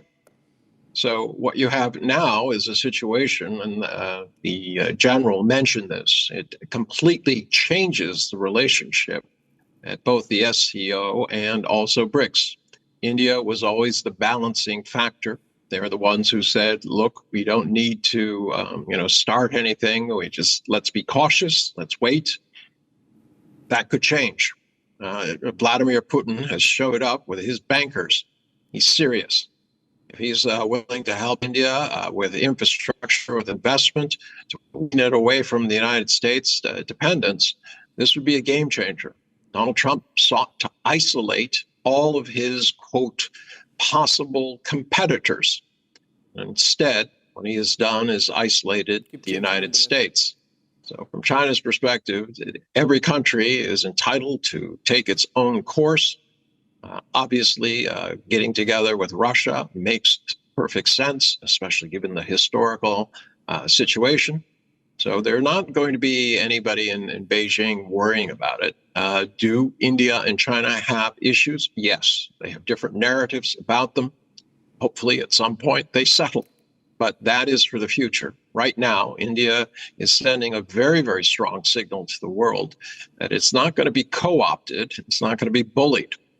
If that continues with a group setting, where perhaps it makes sense for Europe, BRICS, ASEAN, the rest of the world to go to Washington and tell Donald Trump to stuff his tariffs. Doesn't matter how much he wants to tariff his own people. He will not be allowed to play this cynical game where he plays different countries off against each other for his advantage. That is not the way the world is going to work in a multipolar world.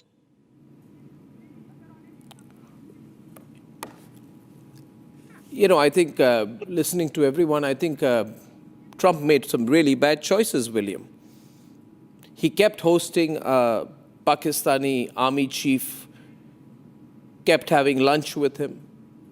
And India said that this is the man who has organized a massacre, who has sent jihadi Islamist terrorists and killed people and abused Hindus and justified the killing of Hindus and justified the killing of Indians. But Trump loves to do business with these kind of people. I think if Idi Amin was around, Trump would have done a deal with him, a 10-year deal, and sent Jared Kushner to seal the deal. This immorality, and then after that, to be treated disrespectfully, to treat India disrespectfully. The world's largest democracy has said to Trump today, William, that we are not going to follow your script, we are not obliged to. And also try to blackmail India, you see, William, not give us the engines that you promised on a written contract for our fighter jets, and then expect us to buy more defense equipment from you. I think America has lost its moral authority. It never really had any, William, but it's dealing with countries who are going to control the global economy 15 to 20 years from now. You know, and increasingly the pushback is going to become very obvious. The world is not unipolar, William. Will Trump understand this now? It's not even bipolar.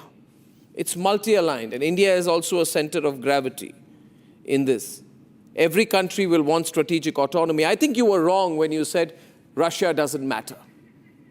How can you say Russia doesn't matter? Can you explain this to the Russians? You said Russia doesn't matter, it's a small country.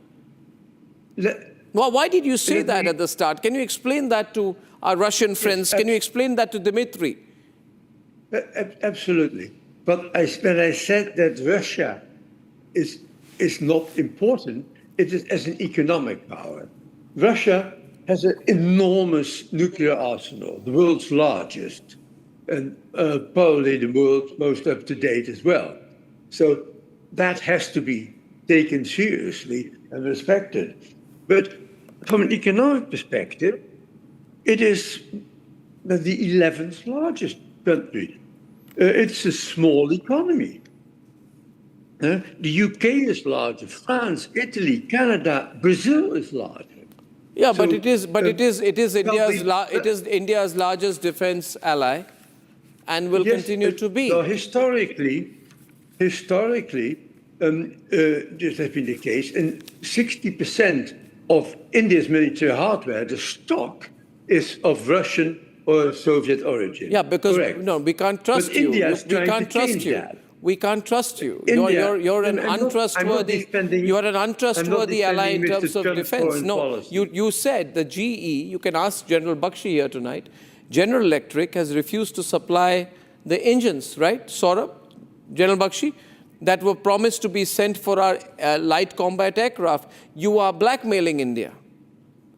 And I'm not defending. I'm not defending. Arnav, we had foreign policy, or his economic policies, or his tariff policies. No. One minute. Yes. So that's not what we're talking about. We're asking here about Russia is likely to remain a significant military supplier to India. India is trying to diversify its sources, even of military supplies. First of all, I think General Bakshi and our Russian friends, please, let's get another perspective on this. A section of Americans who believe that Russia is not significant. I want a response maybe from Dmitry first in Moscow. Economically significant. Yeah. Economically significant. I'd be delighted to respond to set the record straight. So we've heard this narrative for years now that the Russian economy is weak and that it's insignificant. Let's ask ourselves a question. If the Russian economy is so weak and so insignificant, why is it that the Russian economy has outgrown the entire G7 in 2023 and in 2024, despite having 25,000 sanctions imposed on it? Why is it that Russia has the industrial capacity to outproduce all of NATO in terms of ammunition? And the key reason is that the economic statistics that William uses are fake, basically, because most economists don't look to nominal GDP because nominal GDP doesn't account for differences in purchasing power parity, which is the more significant metric that we look at. And if we look at GDP by purchasing power parity, Russia's in the top 5. And what's moreover, Russia is key to global supply chains and energy in terms of various rare earth minerals and metals that the United States itself depends on. American planes can't fly without Russian titanium. Americans can't make chips without Russian palladium, and so on and so forth.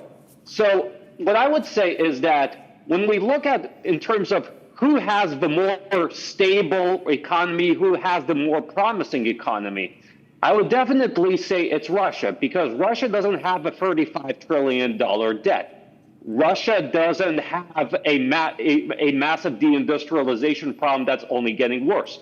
Russia doesn't have collapsing infrastructure. And most importantly, when you look at the sectors leading the Russian economy, they're not government spending. They're not, healthcare and hospitality. So what I would say is the American economy in 2025 is a massive Potemkin village. The only reason why the Americans have any positive growth right now is because of the AI bubble. But everyone admits that the AI bubble will pop sooner rather than later. So don't throw stones if you live in a glass house. And also, America has largely failed, hasn't it, with everyone? China's economic support for Russia's war economy continues. Iran has outrightly rejected your nuclear negotiations. You had to back off after a symbolic strike. In fact, Iran retaliated by attacking American bases in the Middle East.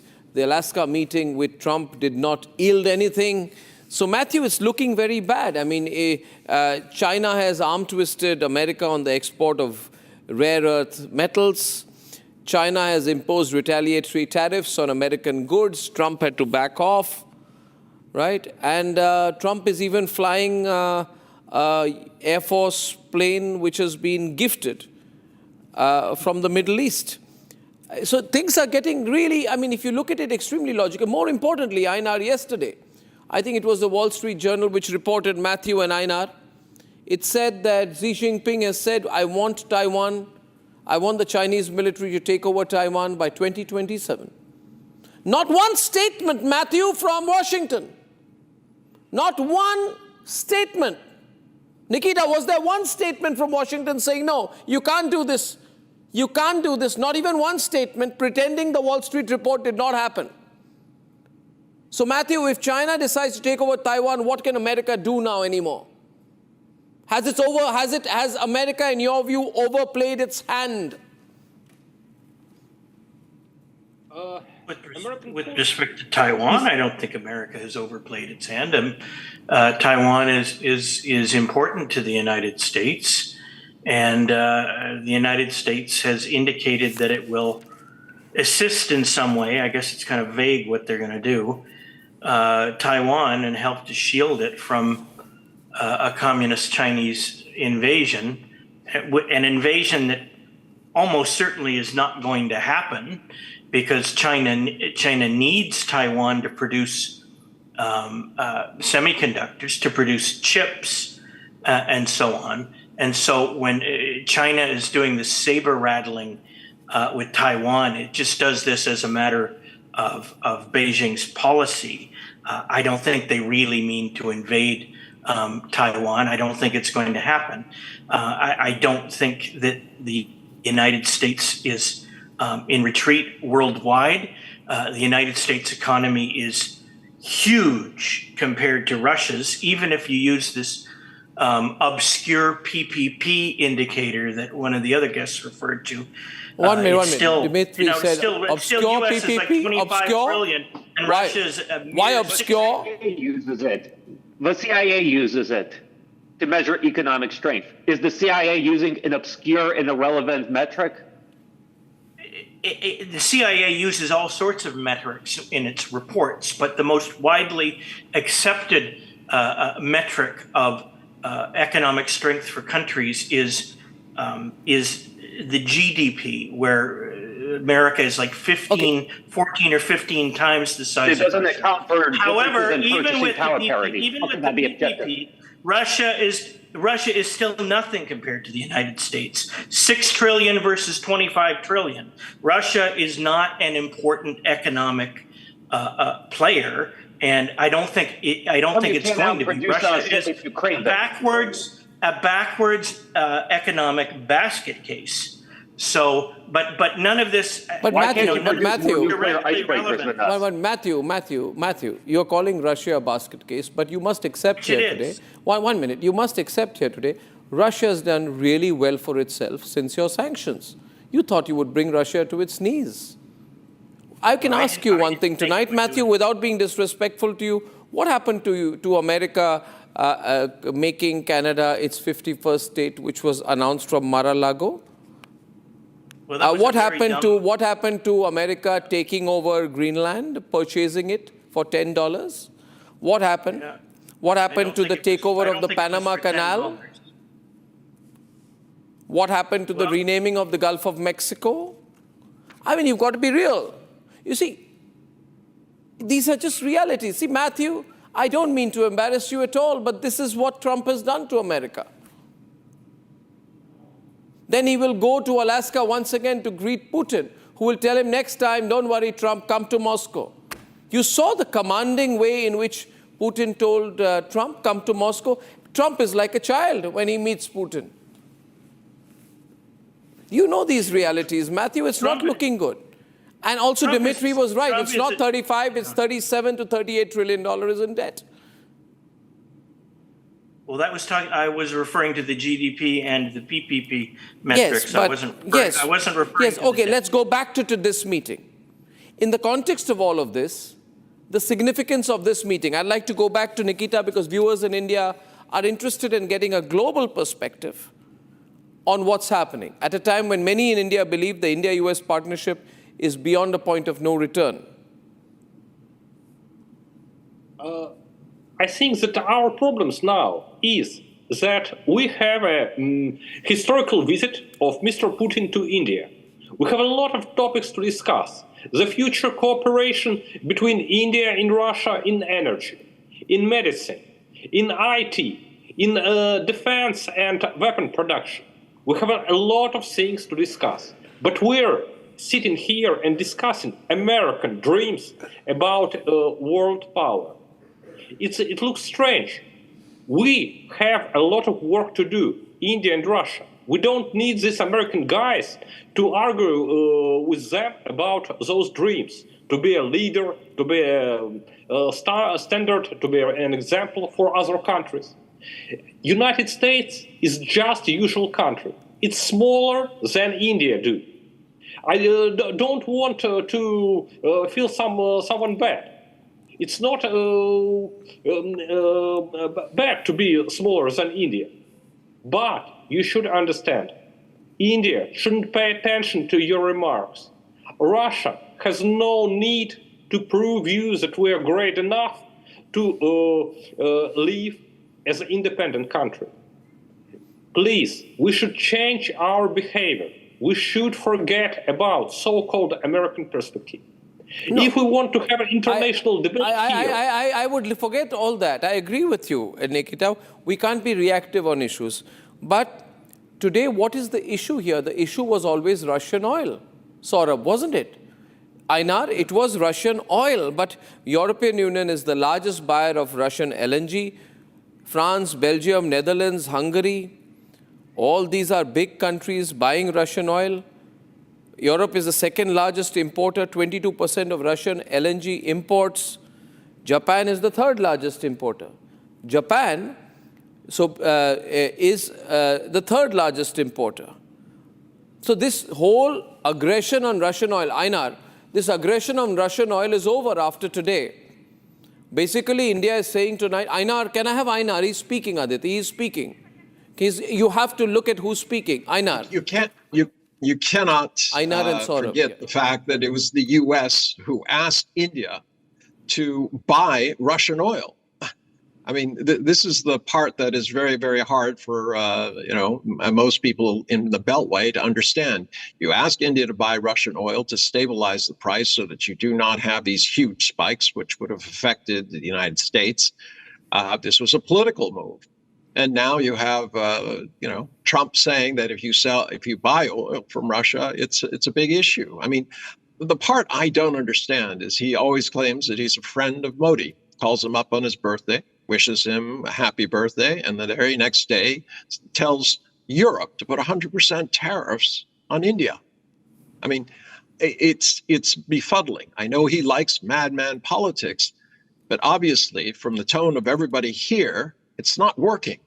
And this issue about purchasing power parity, I would suggest my American colleague consider that what you can buy and what you can live by is the true measure of your economy, not nominal dollars. That's well said, and also the world. Can I yes. Arnab, quick dimension. President Trump has used these tariffs as a negotiation tactic. Yes. He's a deal maker. If you remember my question to him when Prime Minister Modi went there, he said, Prime Minister Modi is a tougher negotiator. That's what is actually playing out in the real sense. So post this, I can tell you, it will spur not only Russia-India relationship, this will have a positive impact on US-India relationship as well, because the US also realizes that they don't want to miss out the bus. Prime Minister Modi has proven once again that he, in some ways, is an epicenter when it comes to global diplomacy, and he does his own distinct style of diplomacy. And often, some of these acts help us consolidate our bilateral partnerships as well, besides a global worldview. So I see a positive impact of this happening, even on India's relationship with the US, because at the end of the day, everybody values their self-interest. But there is, I've been speaking to a lot of... US does not miss out here as well. I've been speaking to a lot of people, influential people, policymakers, and what they've been saying to me, William, is that we have learned how to handle Trump. In India, what people say is we know how to handle Trump.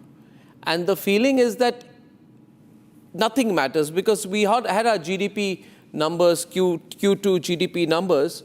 By the way, William, you've been a chief economist at Citi, you should know, we've grown at a historic 8.2% growth quarter on quarter. That's huge. The whole world wants to talk to us, which means we have absorbed whatever small losses are there because of your sanctions. So, I agree that India's economic performance is remarkable. But so is Russia's. Right. Relatively. India's so is Russia's. strong demographics. Russia's economic prospects are poor. Its economic size is de minimis. And I think the GDP at market prices is the right measure of economic power. Adjusting for purchasing power parity gives you better views of standards of living, but not on market power.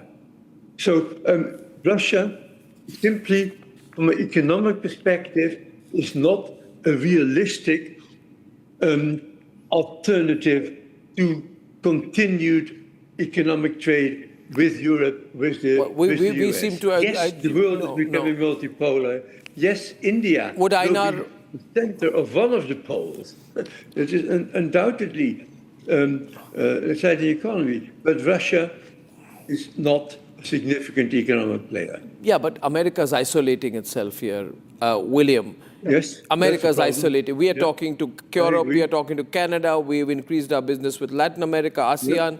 I agree. So I think America is the only country completely getting isolated. At some point, Einar, do you believe that these pressures will not be counterweights for America but liabilities? Because at some point, given the social fabric, the difficulties within American society, the disparity and the homelessness on Manhattan, that America will have to roll back a little bit of the pressure it's trying to put for the world. Trump is still going around congratulating himself in global capitals, saying, we've never had so much money in America. Do the Americans feel the same way? Those who I speak to clearly don't. They say there's a lot of poverty, a lot of social divide in America that's happening right now, a lot of tension that's building up. What's your reading? Well, you just have to look, you can't look past the fact that he's sent troops to American cities. I mean, this is not the sign of a free and well-functioning democracy.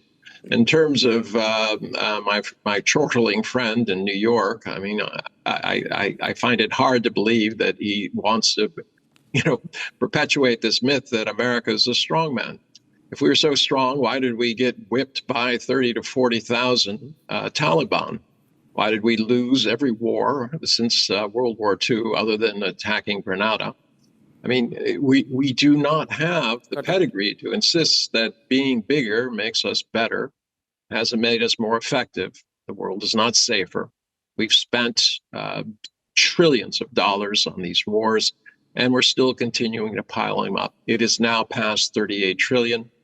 With the additional things that Donald Trump is asking for, we're going to be soon across 40 trillion. The danger there is that there is no way that there's no plan to pay it back. Neither party has the will to say, look, it's time to either tax or stop spending. And if they do stop spending, unfortunately, it's stop spending on those who need it most and start, throwing more money at the war machine. Hasn't worked in the past. And you kind of wonder if Washington will ever wake up, look in the mirror, and decide it's time to change. It's not unipolar. It's part of a world, and it needs to act like a responsible citizen instead of a rogue. And right now, again, going full frame to go to the break tonight, Putin and Modi are at dinner. We'll get the fresh shots. I'm sure there's going to be a press release. But the bigger story of the day, the complete chaos in our aviation sector, and why I believe this duopoly between Air India and Indigo is a terrible thing to happen. When I'm back.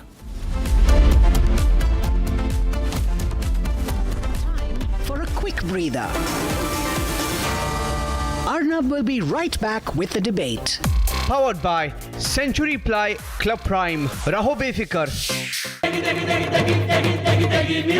MDH की देगी मीरज देगी मिर्च का तड़का अंग अंग फड़का MDH की देगी Miraj 13,000 placements last year.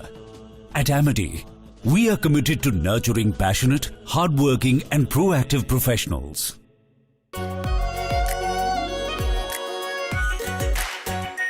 Our pure Shahi Paneer Masala. Delicious, healthy, every day. पैसा लगाना है तो सेंचुरी प्लाई क्लब प्राइम पे लगाओ. डूबेगा नहीं, जलेगा भी नहीं, कोई खा नहीं जाएगा, धोखा नहीं देगा, ऊपर नीचे भी नहीं होगा, सेफ रहेगा, सिक्योर्ड भी, मिनिमम 30 साल का रिटर्न देगा. अब इससे बेटर इन्वेस्टमेंट है तो बताओ. सेंचुरी प्लाई क्लब प्राइम, रहो बेफिक्र.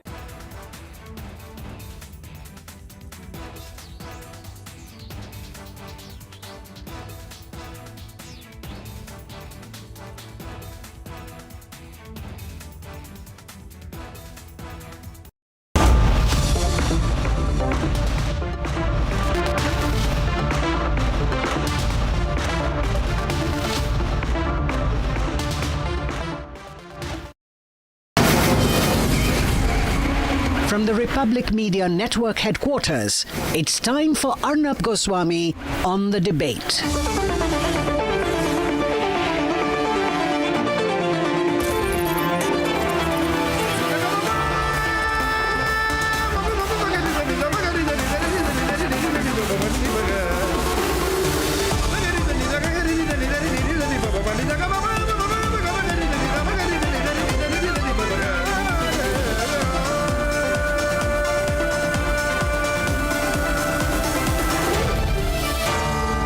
Arnab Goswami on the debate.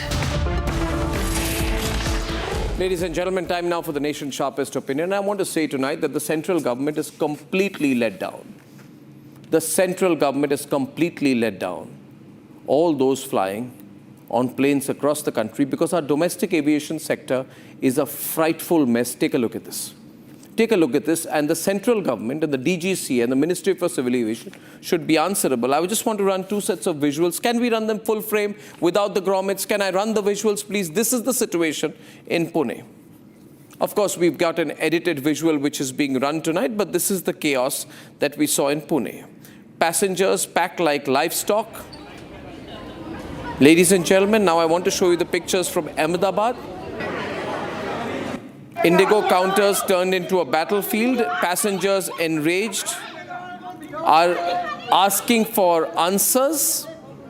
Now I want to show you the visuals from Mumbai, India's second busiest airport, where there are endless lines, people sitting around, lying, sleeping, no food, no water.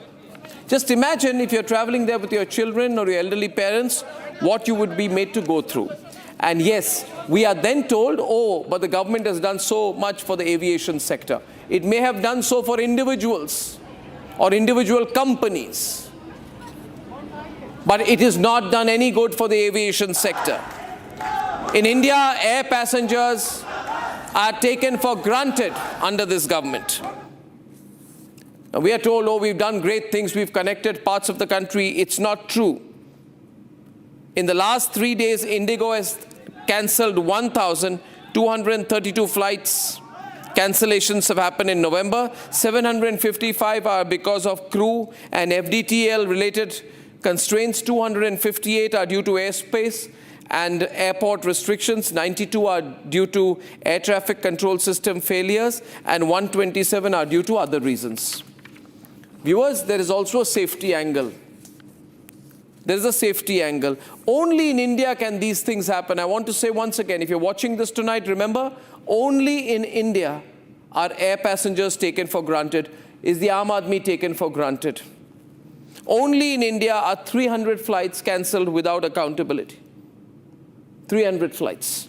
Only in India can 1,232 flights be cancelled in November without consequences.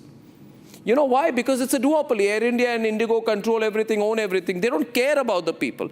61% of Indigo's flights are cancelled due to crew shortages. Why are they running an airline? There is a two-airline duopoly the Modi government has allowed. We are told that the Modi government does not like monopolies. First of all, I don't agree with that. There are too many monopolies happening. And now there is a duopoly. Obviously, the Modi government likes a duopoly. Why else does the Modi government allow 91.5% of the entire aviation sector of the world's most populous nation to be controlled by two companies? Is it good? Has the government made Air India accountable after the air crash? I don't think so. You have Akasa and SpiceJet, they have about 7%. Everything else is Indigo and Air India, Indigo and Air India. They can set the prices. They can torture passengers. They can be not answerable for air crashes. They can compromise safety. Air India ran planes that were not airworthy. Was there a single statement from the Minister of Civil Aviation? No. He's not answerable. And why is the central government not bothered about it? Because he comes from the TDP, an alliance party. So let him do what he wants. Even after the air crash, nothing happened. Any other civil aviation minister would have been sacked. Nothing happened. You keep giving a long rope to Air India, and the Tatas go to the government, go to the PMO and say, we want money, we want compensation, we want more help because post-Sindoor we've lost business. Air India is seeking compensation for the Sindoor fallout. We put out a report. They say we had losses of 4,000 crores, help us. Why should we fund Air India? You know, when Vijay Mallya wanted help from the Manmohan Singh government, it became a scam. Air India should stop doing this. Air India can fly an aircraft 8 times without certification. No other country would have allowed this. But Air India is owned by Tatas, can't touch them, can't question them. So the passenger must suffer. And viewers, I'll open the lines tonight because this is the most important news story in the country today. If you just saw the visuals, you would understand what I'm talking about. Passengers get flight cancellations, no prior notice. Delayed passengers get no compensation or redressal. People are treated very badly in our country. Airlines collapse when pilot-friendly norms kick in. The government regulator does not care. Why does the Prime Minister's office not intervene here? Why does the Prime Minister's office not intervene here? The DGCA is told to enforce safety and operational compliance. It's not doing that. Numerous exposés have happened on Republic and only on Republic. As far as Air India is concerned, it will run advertisements on other channels and give them sweet interviews. This is the reality. But this is Republic, the only non-corporate major network in the country. Ladies and gentlemen, what is Indigo doing? What is Air India doing? Do you feel that they need to respond to the situation? The fact of the matter is, Indian citizens have been taken for granted. Yes, they have. Yes, they have. And there's no way this government can say this has not happened.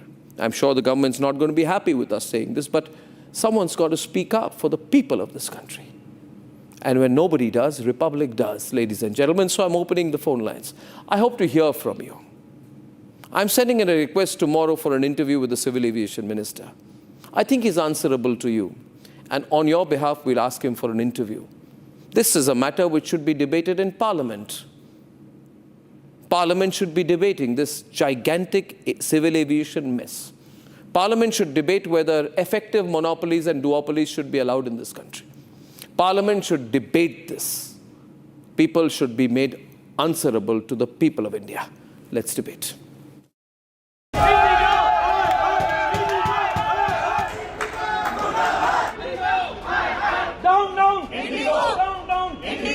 Cancellations, utter chaos, and zero communication.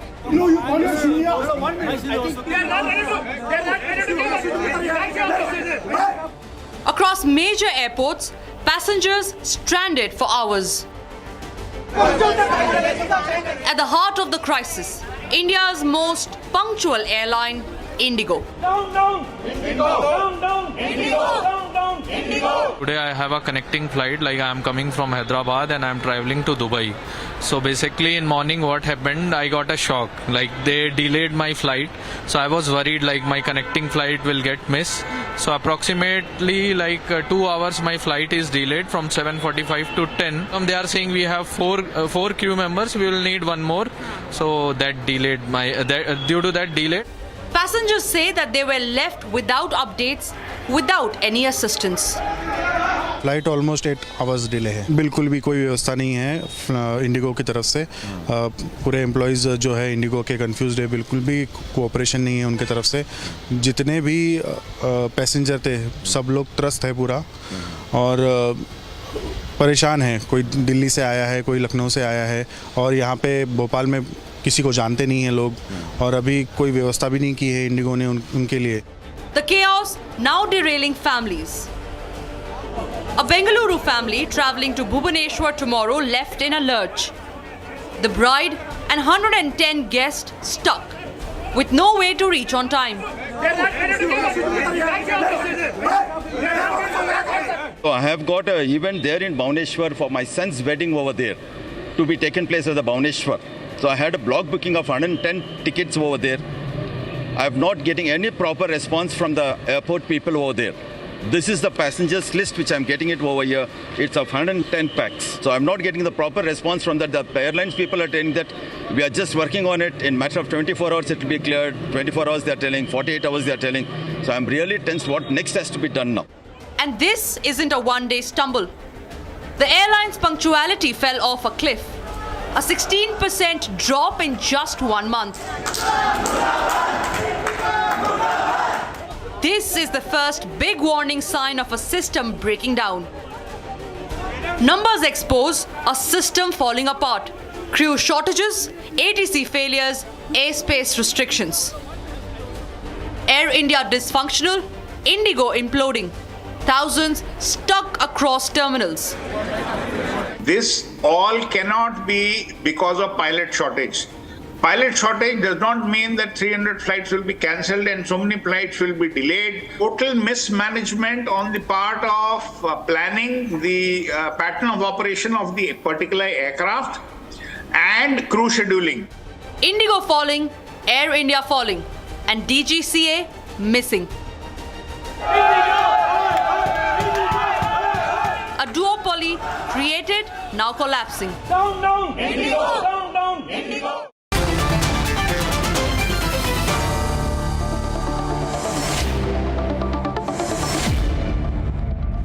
You know, I'll tell you, it's such a terrible situation. This is the worst crisis in the aviation sector, and not one statement from the Minister for Civil Aviation, from the Ministry of Civil Aviation. This proves that the Minister for Civil Aviation, Ministry of Civil Aviation don't care about the people of this country.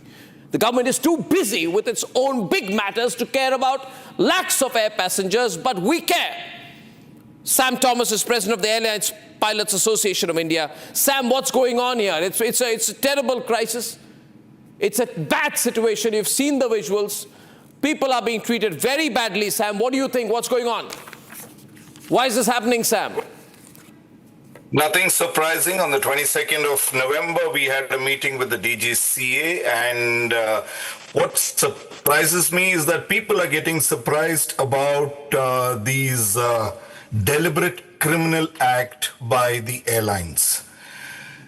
If there is a shortage of crew, and if the FDTL is causing a problem, you had 2 years to deal with it. You did sweet nothing about it, and you made a deliberate act. Are you saying the Director General Civil Aviation knew about this mess, that this was going to happen? Are you saying they knew? Jitendra Bhargav, Sam Thomas of the President of the Airlines Pilot Association of India says the government knew and did nothing. Jitendra Bhargav. The government did not know, but DGCA did introduce new regulations, FDTL regulations, which warranted an increase in the number of pilots required by Indigo. Indigo perhaps expected that they will be able to secure an extension from DGCA. Why did they think so? Why? Who the hell allowed Indigo to think so? I want Captain Randhawa to come in. Did the Indigo think it's going to manage the government? Captain Randhawa. Arnab, you were 110% right what you have been saying, and I fully blame Indigo Airlines and the government of India to have accepted, because the implementation of the FDTL CR was based on the inputs taken from all the airlines by the DGCA, and they asked for the timeline. Everyone on Windows, 6 Windows, visuals. And mind you, that since 1st of July, when major part of the FDTL was implemented, how many cancellations in all the airlines? None. No delays. The problem in our country is, I want to just speak to the viewers tonight. You take flights, I take flights. Are the airlines treating you badly? Yes, they are. Yes, they are. I think airline staff are being very rude to many people. Ground staff are being very rude. There's a feeling the passenger has no choice. What will the passenger do? Sanath Kaul, chairman of the International Foundation for Aviation, Aerospace and Drones. The airlines think, oh, we got a monopoly, 92%. Where will these poor passengers go? Let them cry. Let them suffer. No, you're right. The DGCA gave, it's been over 2 months now that they said that we are changing the flight duty timing for the pilots, and they have not reacted to it because they have to recruit more pilots. Now, being a low-cost airline, they think, everything has to be compromised. No, that's not correct. Safety cannot be compromised. And in this way... Sir, it is the airline's job to prepare.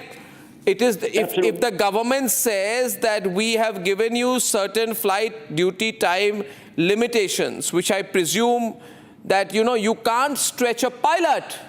The pilot's a human being. And I'm told nowadays, I'm not mentioning an airline, I'm told certain airlines are telling the co-pilots to start landing planes as some kind of a wicked practice, so that more co-pilots become pilots more quickly. Is this true? Captain Minowadi, I'm hearing this kind of story as well. Is it true? So that you can economize. You can make a co-pilot do a double shift and also be the main pilot. Is this kind of stuff happening? Is this safe? Is this a good thing? Captain Wadia, let the skeletons come out of the cupboards, Captain Wadia. Let them come out of the cupboards. Why do you want them to come out now? They've been coming out for the last 50 years. We've been trying to improve aviation safety and standards for the last 50 years. Now, today, when you're talking of these problems, it's only a commercial requirement. It's finances, because the airlines will go at a loss. How many people give lip service only to safety? Now, when you're talking of FDTL, first of all, when DGCA says that they've asked for opinions about FDTL, yes, they've got no business. They've got no business to ask for opinions. FDTL is not laid by you and me and every Tom, Dick and Harry. They are by research, by specialist organizations. ICAO, IFA Alpha and Flight Safety Foundations have done enough research to advise all airlines all over the world what the FDTL should be. Now, suddenly today, overnight, you say, oh, because of FDTL, we have no crew?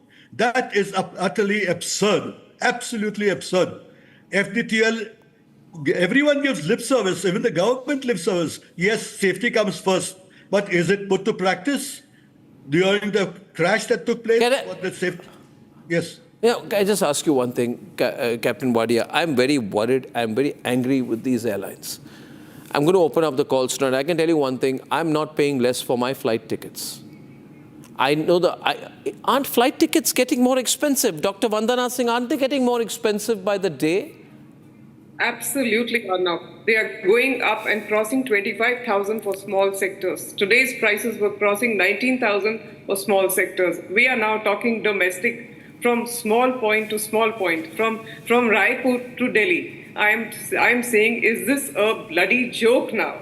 And what the hell was Indigo doing for last 2 years? They were given enough time. Why are they having this lean, mean, thin approach? Is it applying to their own pilots that they want to really kill the life out of them? The pilots are angry. Let me tell you, the pilots tell me, the pilots tell me, we're not happy. What do? We have to get a job. We're not happy. We're not happy. Air India pilots, I don't know, but Indigo pilots, they're saying we're not happy. We're not treated well. We're not paid well. We're made to work far longer than we should from our safety point of view. But we can't do anything. I mean, they're very, very frustrated. And you take an Indigo plane, would you feel safe with this kind of situation? The pilots are in such a stressful situation. Indigo has this logo which says, don't take your stress beyond this point. You see this always, like a sticker put out outside the cockpit. Are they reducing the stress of their own pilots? Subhash Goyal, what happened to all of you people? You just want to play the corporate role. You don't want to care about people. No, you just want to represent the business. Indigo was given 2 years, and this is a safety situation. And Indigo has not done anything.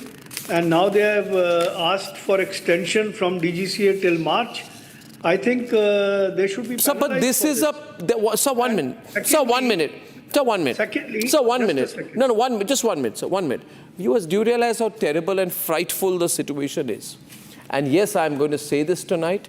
The situation is frightful. Please call. Please call. I'll take your calls tonight, viewers. Please call. I tell you this. This airline has over 60% market share, which means 6 out of every 10 planes taking off and landing is an Indigo plane. This airline says, I don't have enough pilots. The pilots say we are overworked. The government tells Indigo, please follow the norms. Indigo passes the buck. It's a chalta hai attitude. But Mr. Patapi Ram Komareddy, your party's leader, is the Minister for Civil Aviation. What is he doing? Net practice? Net practice? Or no? No, what is, because he's from the TDP, BJP can't ask him questions. So the people of India should suffer because the BJP is giving a TDP minister a long rope. No, it is not. I don't care about your coalition politics, sir. I want justice as a citizen of this country. No one is giving a long rope to anyone here. Our Prime Minister is not such an individual. I am talking about the Civil Aviation Minister. And our Minister, the Honorable Civil Aviation Minister, Mr. Rammohan Naidu, is also not a person who will take these kind of situations easily. The DGC had already acted. And I have to tell you a few facts which my other friends also have mentioned. Here, the airline has to be blamed. DGCA had given them enough time to prepare for this situation. The FTTL rules have been implemented in 2 phases. Phase 1 is increasing of the... This is very dangerous, viewers. 36 to 48 hours. And the second phase is reduction of night landings from 6 to 2.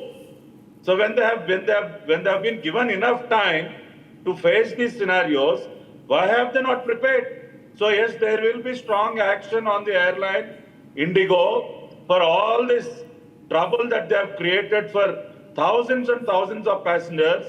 Even I myself today, I was supposed to fly on an Indigo flight from Hyderabad to Tirupati. The flight got delayed and I have to buy a ticket in SpiceJet in the last hour. No, 1 minute. I'm not bothered about your flight schedule, sir. You're not answering the question. Can I please get Sam Thomas, Captain Randhawa, Minu Wadia? No, I feel this is very bad. I feel somewhere there is a lot of rot between DGCA, Indigo and Air India. Government monopoly, duopoly. No answerability to the people. The Modi government should realize that the people who fly are also the voters in this country. Absolutely. This is bad. This duopoly between the Modi government should tell the people of India what is it doing to end the duopoly in the air sector. Minu Wadia wants to come in. I'm opening up for calls. Can I go to Meenakshi, stuck in Bengaluru airport right now? A lot of people calling this evening. Meenakshi, where are you stuck right now? Meenakshi, are you there? Bangalore airport. Yes, I'm there. Are you stuck? Yes, I am. Where and for how long? I am in Bangalore airport. I have been here. My flight was supposed to be at 5:45. I came at 4:30. It's 9:30 now, and we still have no clue when the flight is going to take off. They say they don't have a captain, they don't have a pilot, and they are still looking for something, and the ground staff are saying that... I'm requesting my news desk to call the Indigo airline official and take them live. Indigo needs to answer the people of the country. Call the minister and take him live. Let me say on the channel that the civil aviation minister is refusing to speak to Republic. I will say that. Call his office, call his residence. He's not too busy not to respond. Sorry about what you're going through. 6 hours. Minu, 6 hours. She's sitting there. There's no reply. Well, there are two aspects of it. First of all, let me tell you, the airlines are claiming and the DGCA is claiming that the matter will be sorted out in 24 hours, 48 hours, or even a week. Please tell me how, without compromising safety. If you are good, do you have the pilots suddenly, are they going to come in 48 hours to operate all the flights that are cancelled? Where are you going to operate in the next 24 hours or 48 hours? You are going to compromise on safety. That cannot happen at all. There is no compromise. And this question of flight and duty time limitations, they have to regularly ask DGCA for dispensation. How on earth can DGCA give a dispensation? Are the passengers told that if you go on this flight, that your safety will be compromised by 50%? Sir, let me tell you, I'm very suspicious of what Indigo wants to do. Indigo has got a monopoly. The government should immediately act to end the monopoly of Indigo, first of all. The Modi government is answerable. The central ministry, there should be a parliament debate on it. The civil aviation minister, the prime minister's office should take immediate steps to end the monopoly. It's not good. It's not good to be dependent so much on one airline and one company. It's not good. Yes, Vandana? I want to say... I want to say that the winter schedules kicked in on 26th October. And today we are on 4th December. What was happening since then? They had enough time to... Can I tell you what was happening? Can I tell you what was happening? Clearly, it appears to me, Vandana, that one private company has the power today, most unfortunately, to put pressure on the elected government of 1.4 billion people. Or shall we say arm twist? And one private company called Indigo has the power today through its monopoly position to arm twist the government of India. And together with Air India, they control 92% of Indian aviation. And they are obviously pressurizing, Jitendra, they are pressurizing the government of India to withdraw the rules on safety. Exactly, and that should... So that they can make more money.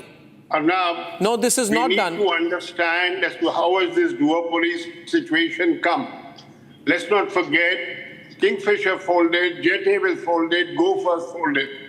And it is not that the government had planned that the aviation sector should have only two major airlines. Really? Let me ask you this. Let me ask you this. 1 minute. Let me ask you this. Sir, let me ask you this.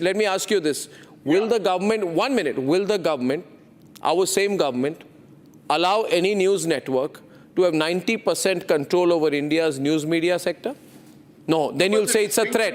But in aviation, we don't like monopolies. You say you are for free market economics. What free market economics is going on right now? Is this free market economics, Sam? If there is a merger... Why did Indigo not respond to the rules? Why is the minister not answerable? The minister should resign. The minister should resign if he's not capable of implementing things. An air crash, a mess in the aviation sector? But to harp on it that it is a consequence of a duopoly situation... Of course it is a consequence of a duopoly situation. Otherwise, why would they dare not to follow the rules set by the DGCA? And now just one line, allow me to speak. 1 minute. I 19 also want to know. I would like a public disclosure. I would like a public disclosure from Air India and Indigo on whether they have been giving gifts to any members of the Civil Aviation Ministry or the DGCA. Whether there has been any gifting or whether they have been gifting or favors done to the Ministry of Civil Aviation officials and the DGCA. We must know what Arnab.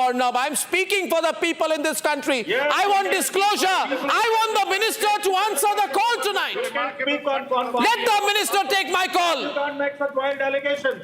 You can't make such wild I want false allegations. You can deny, you can say, okay, we don't. Did I mention any minister's name? I said I want public disclosure from all companies on whether they do any favors, to the regulators, to the DGCA, or to the Ministry of Civil Aviation. Even a toffee exchange will be seen as an inappropriate conduct. Okay. All right, chill. Where is the minister? Where is the minister? He is on the job. Why can't he answer the people of the country? What do you mean on the job? Well, people are out there in the airports tonight. People are out there in the airports tonight because of what's going on. You think people are not watching? He's not answering calls. News desk, call him. He is on the job. He's on the job. He's on the job tonight. He should be in an airport. I want the Civil Aviation Minister of India in an airport talking to the passengers. Who does he think he is? Donald Trump? I am saying he will respond. Then tell him to come and meet us in the airports. On the debate tonight. Sam, call him. Call the minister. Call the minister and bring him on the debate tonight. Call the minister and bring him on the debate tonight. Bring him on the debate tonight. Bring him on the debate tonight. I say, Sam, let the minister be answerable to the people of India. Bring him on the debate tonight. We want to hear from the minister. You know, this kind of imperious behavior. Congress party used to behave like this. Congress party used to behave like this. We are not answerable to a channel. What are you? You are only a channel. Why should we answer to you? We are speaking for the people more than you. Yes, you can. Even we feel responsible. And first of all, don't give me this politician tone with me. Don't give me that superior politician tone with me. You know how angry people are? This attitude is what is going wrong with you guys. We are also with the people. The government is working. Fine. You are with the people. Then ask the minister to answer the people. Sam, you see the arrogance. You see the arrogance, viewers. You are seeing the arrogance, viewers. You're seeing sheer arrogance. Yes. You know what? I'll tell you one thing, everyone on. I'll tell you one thing. They are so angry with Republic tonight. Oh, a news network questioning the central government. A news network questioning the Civil Aviation Minister. A news network questioning a duopoly of two airlines that have 92% control. Who the hell is Republic to be questioning us? We are big people. Right? Open the lines, the people are big. We always respect. No, you don't respect. You don't respect. You people have started thinking that you own the country. No. You're not respecting. You should see what's happening at the airports tonight. Working to address the situation. Yeah, if he's working, why is he not? If he's working, why is he not? Why is he not in the airport tonight telling the passengers? He is in his office addressing the situation. Addressing the situation what? Addressing the situation what? Sitting at home watching Netflix? To bring the situation under control. He's under control. Tell him to take my call. He is trying to bring the situation under control. Really, I want a call. I want a statement from him. Bring the situation under control, as if he did not know all this while. These cancellations are unprecedented. Globally, people are asking. If you cannot implement FDTL, then you are an ineffective and incompetent minister. You should quit. Can you call the CEO of Indigo? I will call share the number with my team. Not the minister. We'll call the minister for, we'll call the CEO of Indigo. We'll call the minister. We want accountability. Why aren't you able to call the CEO of Indigo? Why are you afraid of calling him? 1 minute. Listen, you don't have to speak for the government, by the way. You don't have to speak for the government. I'm questioning Indigo. I'm questioning Air India. You are giving me a lecture. I'm the only person I question the Tatas as well. Did you question the Tatas? Did you question Air India? Did you question them after 171 people died? Did you ask the questions out there? Did you question the ministers, the parliamentary panel? Did you question those who gave Boeing a clean chit? Did you do that? Did you do that, sir? No, you didn't. You represented corporate lobbies. Captain Sudarshan, ex-Indigo captain, is with us on the line. You see, viewers, Captain Sudarshan, today we got whole lobbies angry with Republic, whole lobbies. No. Oh, we are lobbies. How is a news network questioning us? Captain Sudarshan, who's responsible? If they don't... Captain Sudarshan, former Indigo captain. Yes, Arnab. I can tell you, the aviation sector is so politically aligned. You know who is the DGCA? He is a IAS Babu from Agriculture and Farmer Welfare Department. Damn it! Does he know anything about backseat and aviation? All aviation expertise he has is traveled in a business class or a first class. That's all. Yeah, and I'll tell you one thing. We called Ram Mohan Naidu. He picked up the phone, he said, hello, hello, hello, and then he switched off his phone. You want to know more? Today, how many thousands of people across the country, lakhs, are stuck in airports? You think people support you just because you are in the ruling government? Mr. Komareddy, your tone has changed since you joined the government.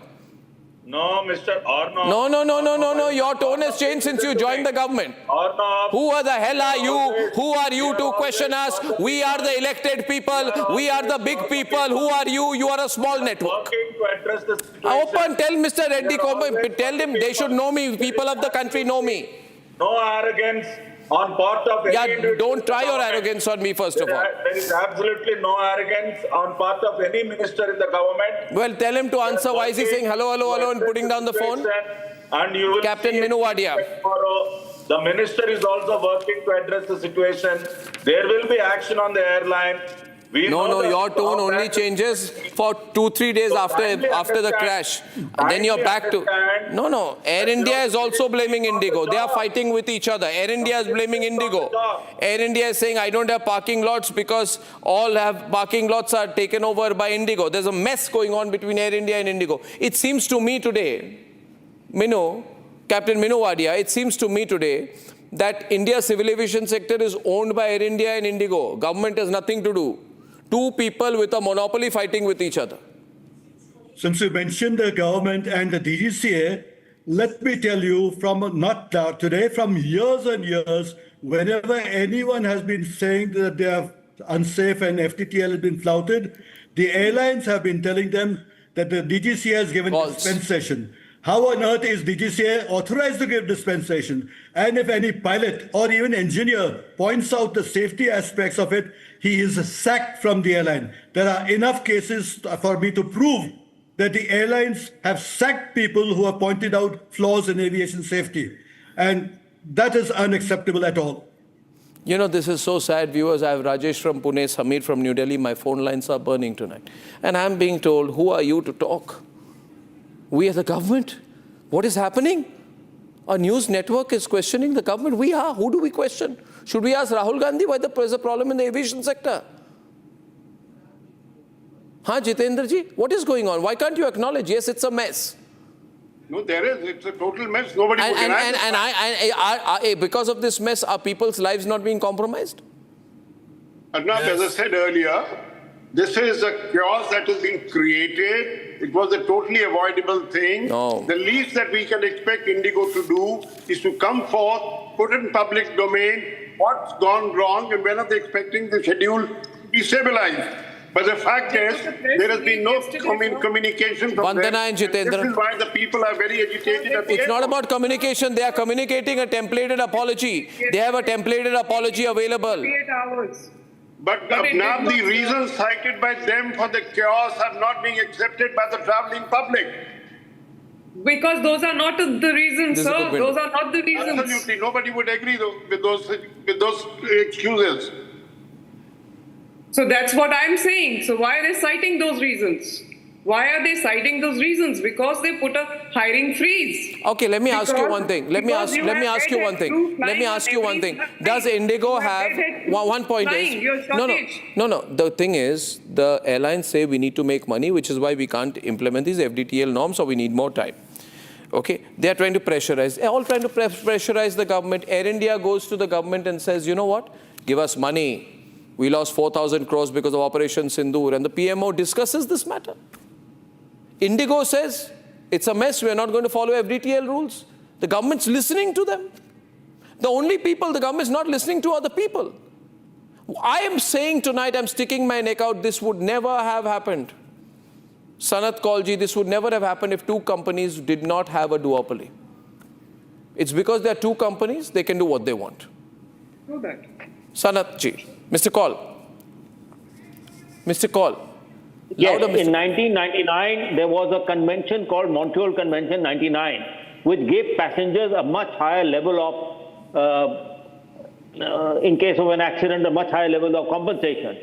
The two airlines in India at that time, all right, I won't say two airlines, the airlines of India at that time went to DGCA and made sure that India does not accept that resolution. We never ratified it till very long, till we had to argue with them that, listen, you have to ratify it. The entire world is ratifying it. Yes, the insurance premium of airline goes up, but so what? They collect it from passengers. So it has always been like this. It's very unfortunate that the airlines tend to dominate the government machinery. That's it. And it's for money, isn't it, Mr. Sankal? I got Rajesh from Pune and Samir from New Delhi. What we need to know is, has Indigo gone bankrupt? Is it bankrupt? It has no money to follow the norms that the government has given, or does it have cash in the books? And if it's not gone bankrupt, if it's got cash in the books, why can't it spend some money getting a few more pilots and a few more cabin crew and stop harassing the cabin crew and the pilots and blackmailing the entire system? Sorry, sir. The new flight duty time limitation do not increase the number of pilots. We are not kids. We know the numbers. This is just a bogey. This is a deliberate act that has been used by not just Indigo. Even my erstwhile airline has done it. And this is just to bypass. No, but Indigo has asked for exemption from FDTL. I am asking, why is this government even listening to them? Forever they've been asking for exemption. No, but why is the government listening to them? Exactly. They're not listening to them now. No. As on 22nd, they're not listening to the DGCA at least is not listening. No, what was happening till 22nd? Oh, yes. Till 22nd, it was a free-for-all. It was. No, why was it a free-for-all with the Ministry for Civil Aviation who's not taking the calls of Republic? Why is it a free-for-all? It was an extension. When Arnab, this FDTL was implemented, why should you give dispensations? I want to know, because this was done at the behest of the airlines. So why did the dispensation, first of all, given by the DGCA? No. And why has the 6% schedules been increased by the DGCA if they do not have the crews? So it's a total bogey. They don't have shortage of crew. Their pilots are flying only 55 hours in smaller bases, and in larger bases about 70 hours. So this is a total bogey, and they are pressurizing the government when it's in. Why is the government getting pressurized? We thought we have a strong government. To safeguard and to ensure that they get a waiver on the FDTL, which they don't want to implement, and save money. That is the main crux of this. Arnab. No, let all the skeletons come out here. The core question Arnab, is... let's put it this way. No. One simple reason why the Indigo has been asked to request for relaxation in FDTL is to stabilize the schedule, bring normalcy at the earliest. No. This is a go-to-hell attitude. This is a go-to-hell attitude that I'm seeing here. These are airlines who are saying, go to hell to the government and to the people, saying we are not going to comply, let there be a mess. Let there be a mess. It's a confrontation between a private airline and a government, a cozy relationship gone suddenly awry.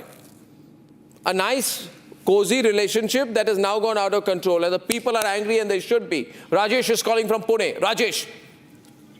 Yeah, good evening, Arnab. Good evening, Rajesh. It's a situation wherein bankruptcy is the least of my worry of which airline. It is the bankruptcy of the passengers. A ticket booked from Pune to Delhi and return at 15,000 rupees. Pune to Delhi at 15,000 rupees? No, this was to and fro. But then the situation is today the flight is rescheduled and the meeting doesn't happen, and I have to book an Air India flight which is costing from Pune to Delhi one way at 37,000 rupees. Let's get the politician to answer. What happened, Mr. Patabi Ram Komareddy? People can spend money. See, whatever loss the passengers are suffering, it is all because of Indigo, and they have to be punished. Ladies and gentlemen, pressure from Republic is working. 9:39 p.m. 9:39 p.m. 9:39 p.m. The Civil Aviation Minister, K. Ramohan Naidu, instructs Indigo to proactively inform passengers of likely flight cancellations in advance. He's woken up. It's 9:39 p.m. We're calling in from Republic. Indigo not replying. Minister putting a thing. Keep up the pressure. Viewers, keep up the pressure. The government and the airlines will have to answer to you. Keep up the pressure. And why are you looking so worried, Jitendra Bhargav? You don't know me. And sir, add to it the user development fee that's coming in. What about that? You're going to look for. But considering the fact that you have so many experts on the panel, we know what the problem is. Let's also look at what can be the possible solution. Sir, this was not an unforeseen situation, sir. This was this revised flight duty time limitation norms were announced and phased over the last 1 year with full enforcement from 1st November 2025. 1 year time was given. Am I wrong? We know about it. But how do you get the normalcy in the next 2-3 days? This is like behaving like a Minu Wadia. I don't agree with you, Mr. Jitendra. One more message at 9:40. Breaking news tonight. Minister is waking up. Ministry is waking up. Minu Wadia, you're seeing the situation. Now there's going to be crisis next 2-3 days. Normalize operations urgently, ensure airlines do not spike due to current situation. Civil Aviation Minister Naidu tells Indigo, but he won't speak to Republic. Minu.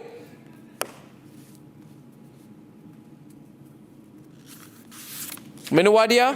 First of all, as Mr. Bhargav is suggesting, to inform passengers, yes, I can hear you, yes, sir. How to resolve the problem in the next few hours.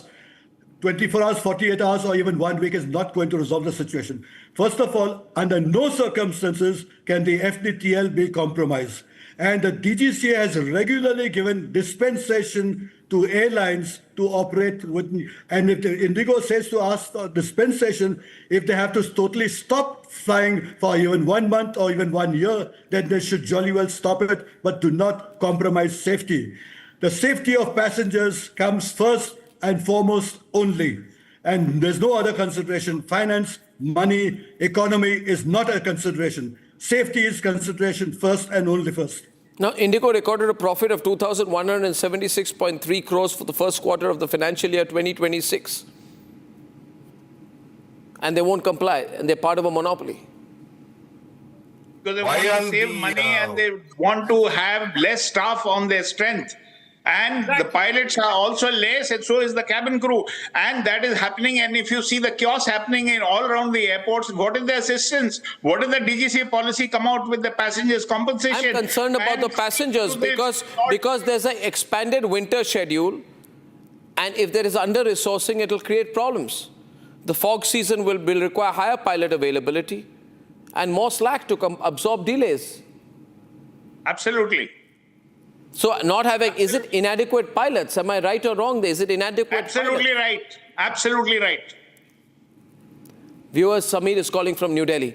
Thousands of people are calling Republic tonight, and we need to keep up the pressure. Problem happens that news agendas are lost. Putin is in India, so everybody thinks about Putin. Nobody thinks about what's happening to passengers in lakhs of airports across the country.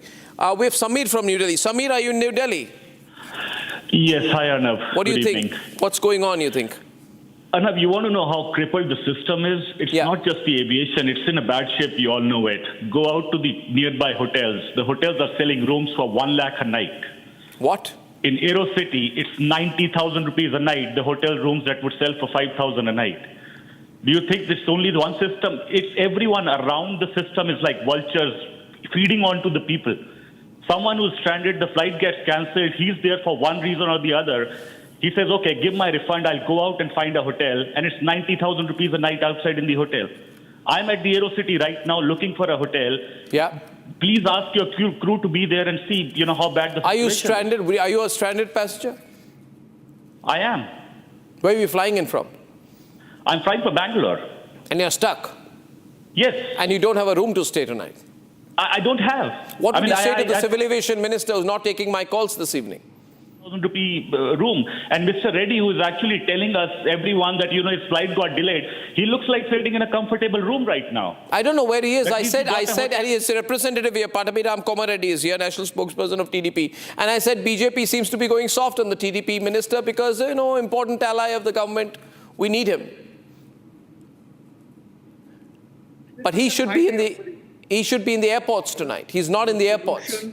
The solution, Arnab, is there should be a capping on hotel rates. There should be No, all this is long term, sir. I agree with Sameer, who is saying everybody is like a vulture on the citizen. There should be a big fine on Indigo for not having adhered to the, warning which was given 2 years. They were given 2 years' time to increase their crew and increase the pilots and everything. Yeah. And I want this monopoly changed. I think unless we change the monopoly, nothing will happen here. Nothing will happen here unless there's a monopoly. We got one more message coming in tonight. Ladies and gentlemen, if you see the price of hotels in Aero City, viewers, we got one hotel. It's not even a 5-star. It's 1.2 kilometers from the Aero City metro station. It's showing 60,000 rupees a night. What is the government of India doing to stop the fleecing of the people of India by these corporate vultures? I call this the highway robbery, Arnav. It's highway robbery and worse. And worse. This is like, so absolutely dirty and unacceptable. And nobody's talking about. Everybody's talking about Putin. No, at this point of time, there is also user development fee in question here, which again the passenger has to pay. And there is a hotel in Mahipalpur, 2.9 kilometers, not even a 3-star hotel. It's showing rooms at 75,000 rupees a night. It's a motel. It's not a hotel. A motel in Mahipalpur near the airport is showing 75,000 rupees a night. The minister should be in Aero City tonight. The police should carry out raids on these hotels. The ED and the income tax should be going after these exploiters of the people too. Jitendra Bhargav, today somebody is speaking up. Tomorrow many more people will call. Anuj is calling from Raipur. Anuj. Yes, sir. Now, I am Anuj from the Raipur. Yes. Today I started my journey from the Kochi at 3 a.m. morning. Where? What time? 3 a.m. in the morning. From where to where? From Cochin to Raipur. Cochin to Raipur. It is scheduled to be reach Raipur at 10 o'clock, but it will reach 10 o'clock in night. So 3 o'clock in the morning you left. You will reach at 10 o'clock at night. My God, but what I agree with you regarding the policy per se that the monopoly allowed to the airlines. Monopolies. It's monopolies. Everybody is talking about the DGCA, Indigo and all these things. But policy per se, if you are allowing the only 2 companies to operate in the Indian aviation industry. Yeah, monopolies in any sector are bad, Anuj. Then there has to be a capping on the fares. No, there has to be a campaign against monopolies. Starting with monopolies in civil aviation. But capping on the fares of hotels as well as this airlines. Sir, hotel, you want to check what's going on? There has to be a capping. This is always done, but where does it work? When they want to fleece, this just happens. Every time there's a capping, we see. Next caller. But then what comes out of it? Nothing comes out of it, sir. Nothing comes out of it. Charges more, but you allow the hoteliers and the airlines to charge whatever they like. Nothing comes out of it, Vandana, unless all of us come together. The problem is the media in this country has become comatose. They are too scared to ask questions to the TDP also. Mr. Komareddy, where is the minister? Call him. No, you have his mobile number. Tell him Arnav is trying to contact him. Arnav, we've already seen the minister. Tell him the people are with Republic. Arnav, the public is with Republic. The minister taking action. What action? You yourselves has read out his statements. He is on the job. How much time will it take for him to call a Republic reporter? Let us go inside his house and speak to him tonight. No, there is nothing is under control. He will be awake all night. to bring the situation under control. Please don't think that the minister is not taking action and he's not addressing this situation. You can't do this. He's on the job. We express similar concerns. We are concerned about thousands of passengers that are stranded today.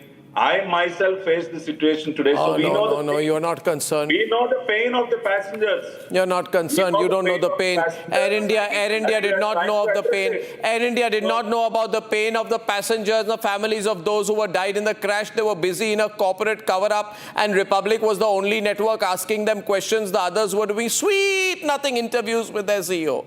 You see, unless the media wakes up, you people will never wake up.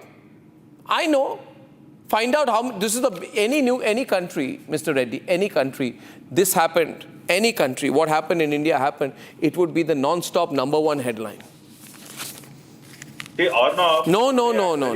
Do you think it's accidental? Let me ask you. Do you think it's accidental that most of the media is quiet on what's happening in our airports? I'm happy that you have taken up this subject today and you're questioning strongly. I welcome it. That is the reason why people like your channel. And yes, the government. You people don't like our channel, people like our channel. And yes, the government. How come your tone changed, Mr. Komareddy? Sometime back you were finger waving, shouting at me. No. You know why? Because we have people with us. Devendra Nath from Bhubaneswar, everyone on. Devendra Nath ji, how are you? You're in Bhubaneswar. What's going on? Mr. Devendra Nath? No, I can't hear. Okay. Now, viewers, Sam, this is a crisis. Indigo is not giving any assurances. They're saying more cancellations continue for 2 to 3 days. I know him from very long. Is it possible? You can't make allegations on Sir, is it possible? Sir, 1 minute. Mr. Komareddy, 1 minute. Mr. Komareddy, is it possible that Indigo knows exactly, Minu and Sam, that what will happen if this crisis escalates? Then they may be thinking, okay, let it escalate for 3-4 days. Correct. The government will climb down and give us an extension. Yes, that is what has happened historically. And that is why they tried this. No. It's gone a little out of their hands, but this has historically happened. And that's exactly what you said is exactly what they are doing. And we need not fines. 1 crore or 2 crores is pocket money for airlines. We need the arrest of accountable managers because... Agreed. When the public or when the pilots do anything that causes a semblance of public inconvenience, you bring in a 1-year car so that they can't leave. And now when the airline themselves have brought this level of inconvenience to the public, we request, or rather we ask for the arrest of the accountable manager. Bring out those management... Jitendra, strong words. He says arrest the people accountable for this. Correct. Aam Aadmi gets arrested for 50 rupees. Done in corporate world, the reality we need to understand. As I said earlier, 19 years of Indigo operations have been remarkable. They've gone through a problem. They will sort it out. But in the meantime, it's not about what's happened in the past. It's about tonight. Sympathize with Indigo for what the passengers are going through. They could have managed it better. They should have managed it better. They deliberately created the problem. Don't that you're talking about the duopoly, we must understand the government cannot play a role in it. The duopoly situation... Of course the government can play a role in it. Of course the government can play a role in it. What are you saying? Should the DGCAs wind up and retire then if they can't play it? Minu Wadia, Jitendra Bhargav said government has no role in this. Yeah, how can government do anything and interfere? They can't create an airline and say, okay, come out with 20%, 25% market share. Well, then the courts come in then. I'm not supporter of courts stepping into everything. Let the courts step in. Why should people suffer? Minu. Yes, I'll refer the question to Mr. Reddy, who's trying to protect the government and DGCA. What will Mr. Reddy say if I tell you that in the past the government has been told and the DGCA has been told, and we have gone out of our way to improve aviation safety and standards, and the DGCA has gone out of its way to prevent safety standards from being increased. To prevent safety standards, DGCA, I am saying this on TV, bring a charge against me, I will have enough evidence to prove what I'm saying. Then why is the DGCA so strongly implementing the FDTL? They're not. If they are so lenient, they'll not implement it so strongly. They are not implementing. Now it is the DGCA which is implementing the FDTL, which is trying to improve the safety, protect the passengers, improve the safety standards. That is the reason why the DGCA is so strongly implementing the FDTL. So please kindly understand that as far as passenger security and safety is concerned, there will be no compromise. Viewers, there has already been a big compromise. That is utter nonsense, absolute nonsense. There will be no long-term which will be extended to any airline. Viewers, in India, air passengers are taken for granted. The DGCA is a mess. The Minister for Civil Aviation is not in control quite clearly. And the duopoly between Indigo and Air India is bad for the people of this country. This is my view.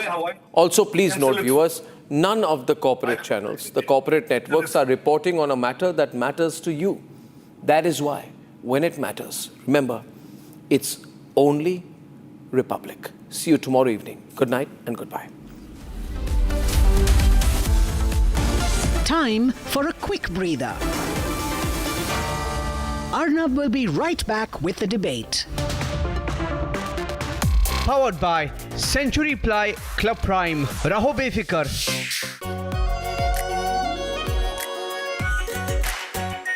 Our pure Shahi Paneer Masala. Delicious, healthy, every day.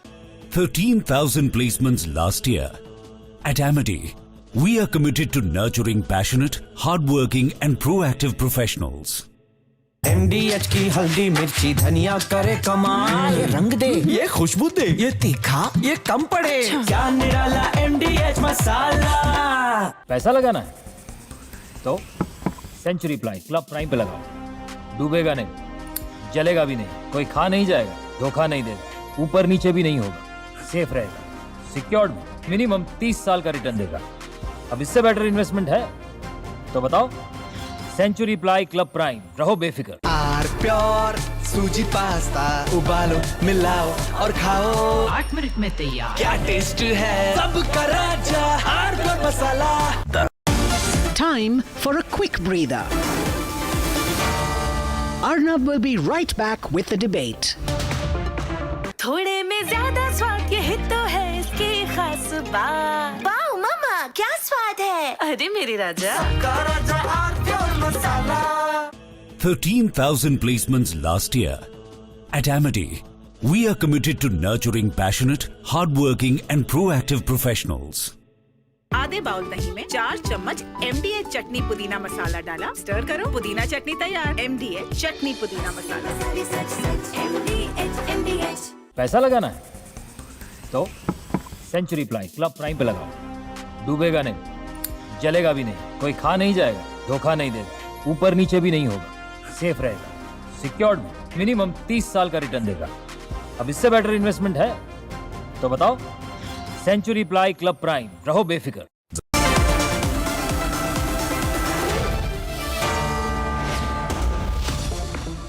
Powered by Century Ply Club Prime. Raho befikar.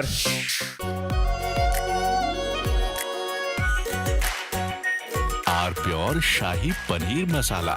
Delicious, healthy, every day. पैसा लगाना है तो century ply club prime पे लगाओ। डूबेगा नहीं, जलेगा भी नहीं, कोई खा नहीं जाएगा, धोखा नहीं देगा, ऊपर नीचे भी नहीं होगा, सेफ रहेगा, सिक्योर्ड, मिनिमम 30 साल का रिटर्न देगा। अब इससे बेटर इन्वेस्टमेंट है तो बताओ। सेंचुरी प्लाई क्लब प्राइम, रहो बेफिक्र। MDH की हल्दी मिर्ची धनिया करे कमाल ये रंग दे ये खुशबू दे ये तीखा ये कम पड़े क्या निराला MDH masala.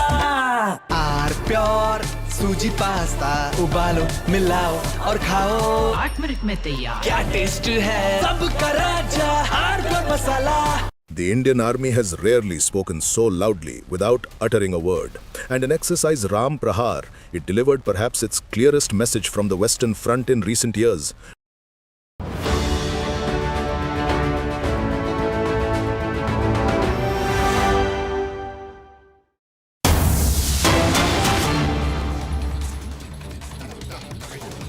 Getting in breaking news now as the Prime Minister puts out new pictures of his meeting with the Russian President Vladimir Putin. the meeting that took place at 7 Local Mark, the residence of the Prime Minister. These are pictures coming in.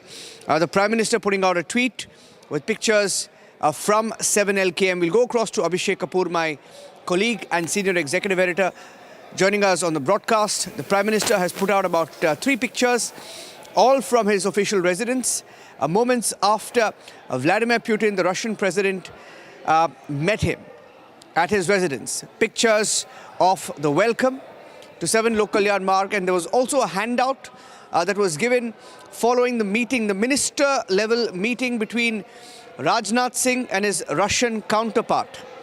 Details coming in of that meeting as well, as Raksha Mantri met his Russian counterpart and they co-chaired the 22nd India-Russia Intergovernmental Commission on Military and Military Technical Cooperation, the meeting that took place in the national capital. And both sides reiterated in the meeting that took place at the Manekshaw Center that India-Russia ties are based on deep sense of trust, common principles and mutual respect. Rajnath Singh, Defence Minister, also stressing on new opportunities to enhance collaboration across different sectors and niche technologies, as the press release reads from the PIB, the government press release, after the key military level meeting. The Russian defence industry ready to support India towards becoming self-reliant in defence production. A messaging from the Defence Minister of Russia, Andrei Belousov, indicating that perhaps Russia is willing to share technology so that defence manufacturing is pushed on Indian soil. Self-reliance in defence production, the key takeaway from that meeting. And Raksha Mantri Rajnath Singh, Defence Minister of Russia, Andrei Belousov, both co-chairing the 22nd session of India-Russia Intergovernmental Commission and Military Technical Cooperation at the Manekshaw Center in New Delhi. One of the key takeaways, Abhishek is on the phone line. Abhishek, one of the key takeaways of the handout given by both sides, talking about Russian defense industry ready to support India towards becoming self-reliant in the field of defense production, indicating perhaps of what's to come tomorrow.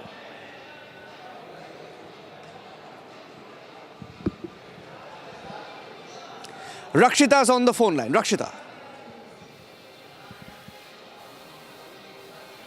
All right. The Russian Defense Minister also emphasizing on deepening relationship between both countries based on mutual trust, highlighting that both countries are united by many years of friendship and strategic cooperation, adding that the Russian defense industry was ready to support India in its mission to become Atmanirbhar, self-reliant in the field of defense production. Russian Minister Belousov also inviting Rajnath Singh to visit Russia to co-chair the 23rd session in 2026. And as we stay with those pictures, let's go across also to Rakshita with what is lined up for tomorrow. Quickly, Rakshita, in about a minute, if you can summarize what's lined up tomorrow, and then we'll go across to the debate. Rakshita, quickly, what's lined up tomorrow?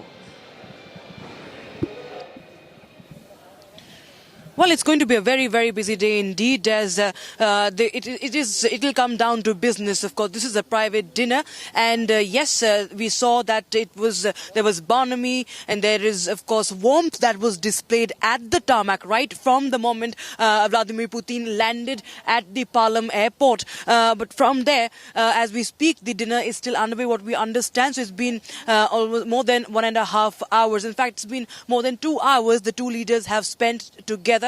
And we expect that they are going to set the tone for tomorrow. Now, tomorrow, of course, everybody will be having their eyes on the meeting, the business summit, the meeting that is going to take place tomorrow. However, the early morning, we'll see that. Yeah, thank you for that. Thank you for that, Rakshita. Let's go back to the debate. We're getting you the latest pictures from the Prime Minister's residence. Prime Minister tweeting these pictures of him with the Russian President Vladimir Putin. And let's go across now to the debate with Arnab Goswami.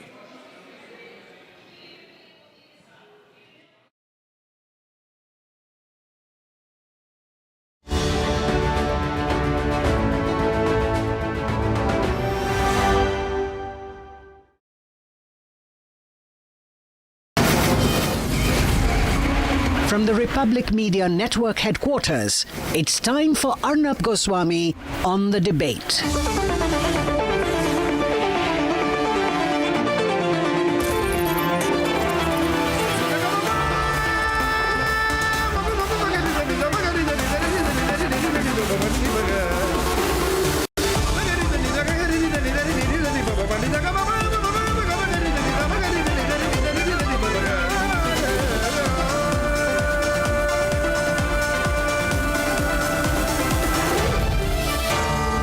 Arnab Goswami on the debate.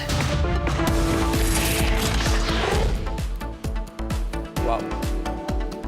At 8 p.m. tonight, has Trump's blunder pushed India-China closer? Has Washington completely moved away from the has New Delhi completely moved away from the Washington consensus? At 9 p.m. tonight, why Indian airline passengers have been taken completely for granted and why the aviation sector is one of the greatest failures of the central government.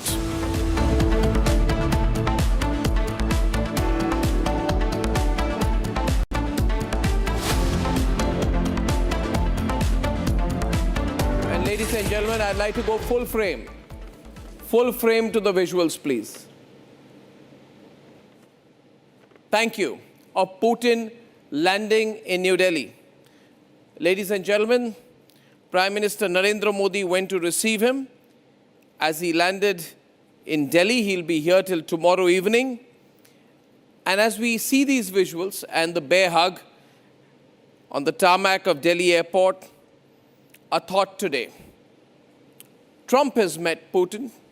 Prime Minister Modi has met Putin, which means that the whole idea of Russian isolation is over. US and Western sanctions have completely failed. India and Russia, Modi and Putin, are two world leaders who have stood up for national interest.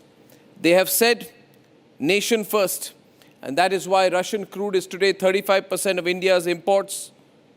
We are pushing back against American sanctions. And Putin knows it, that Narendra Modi has really stepped forward and refused to give in to pressure.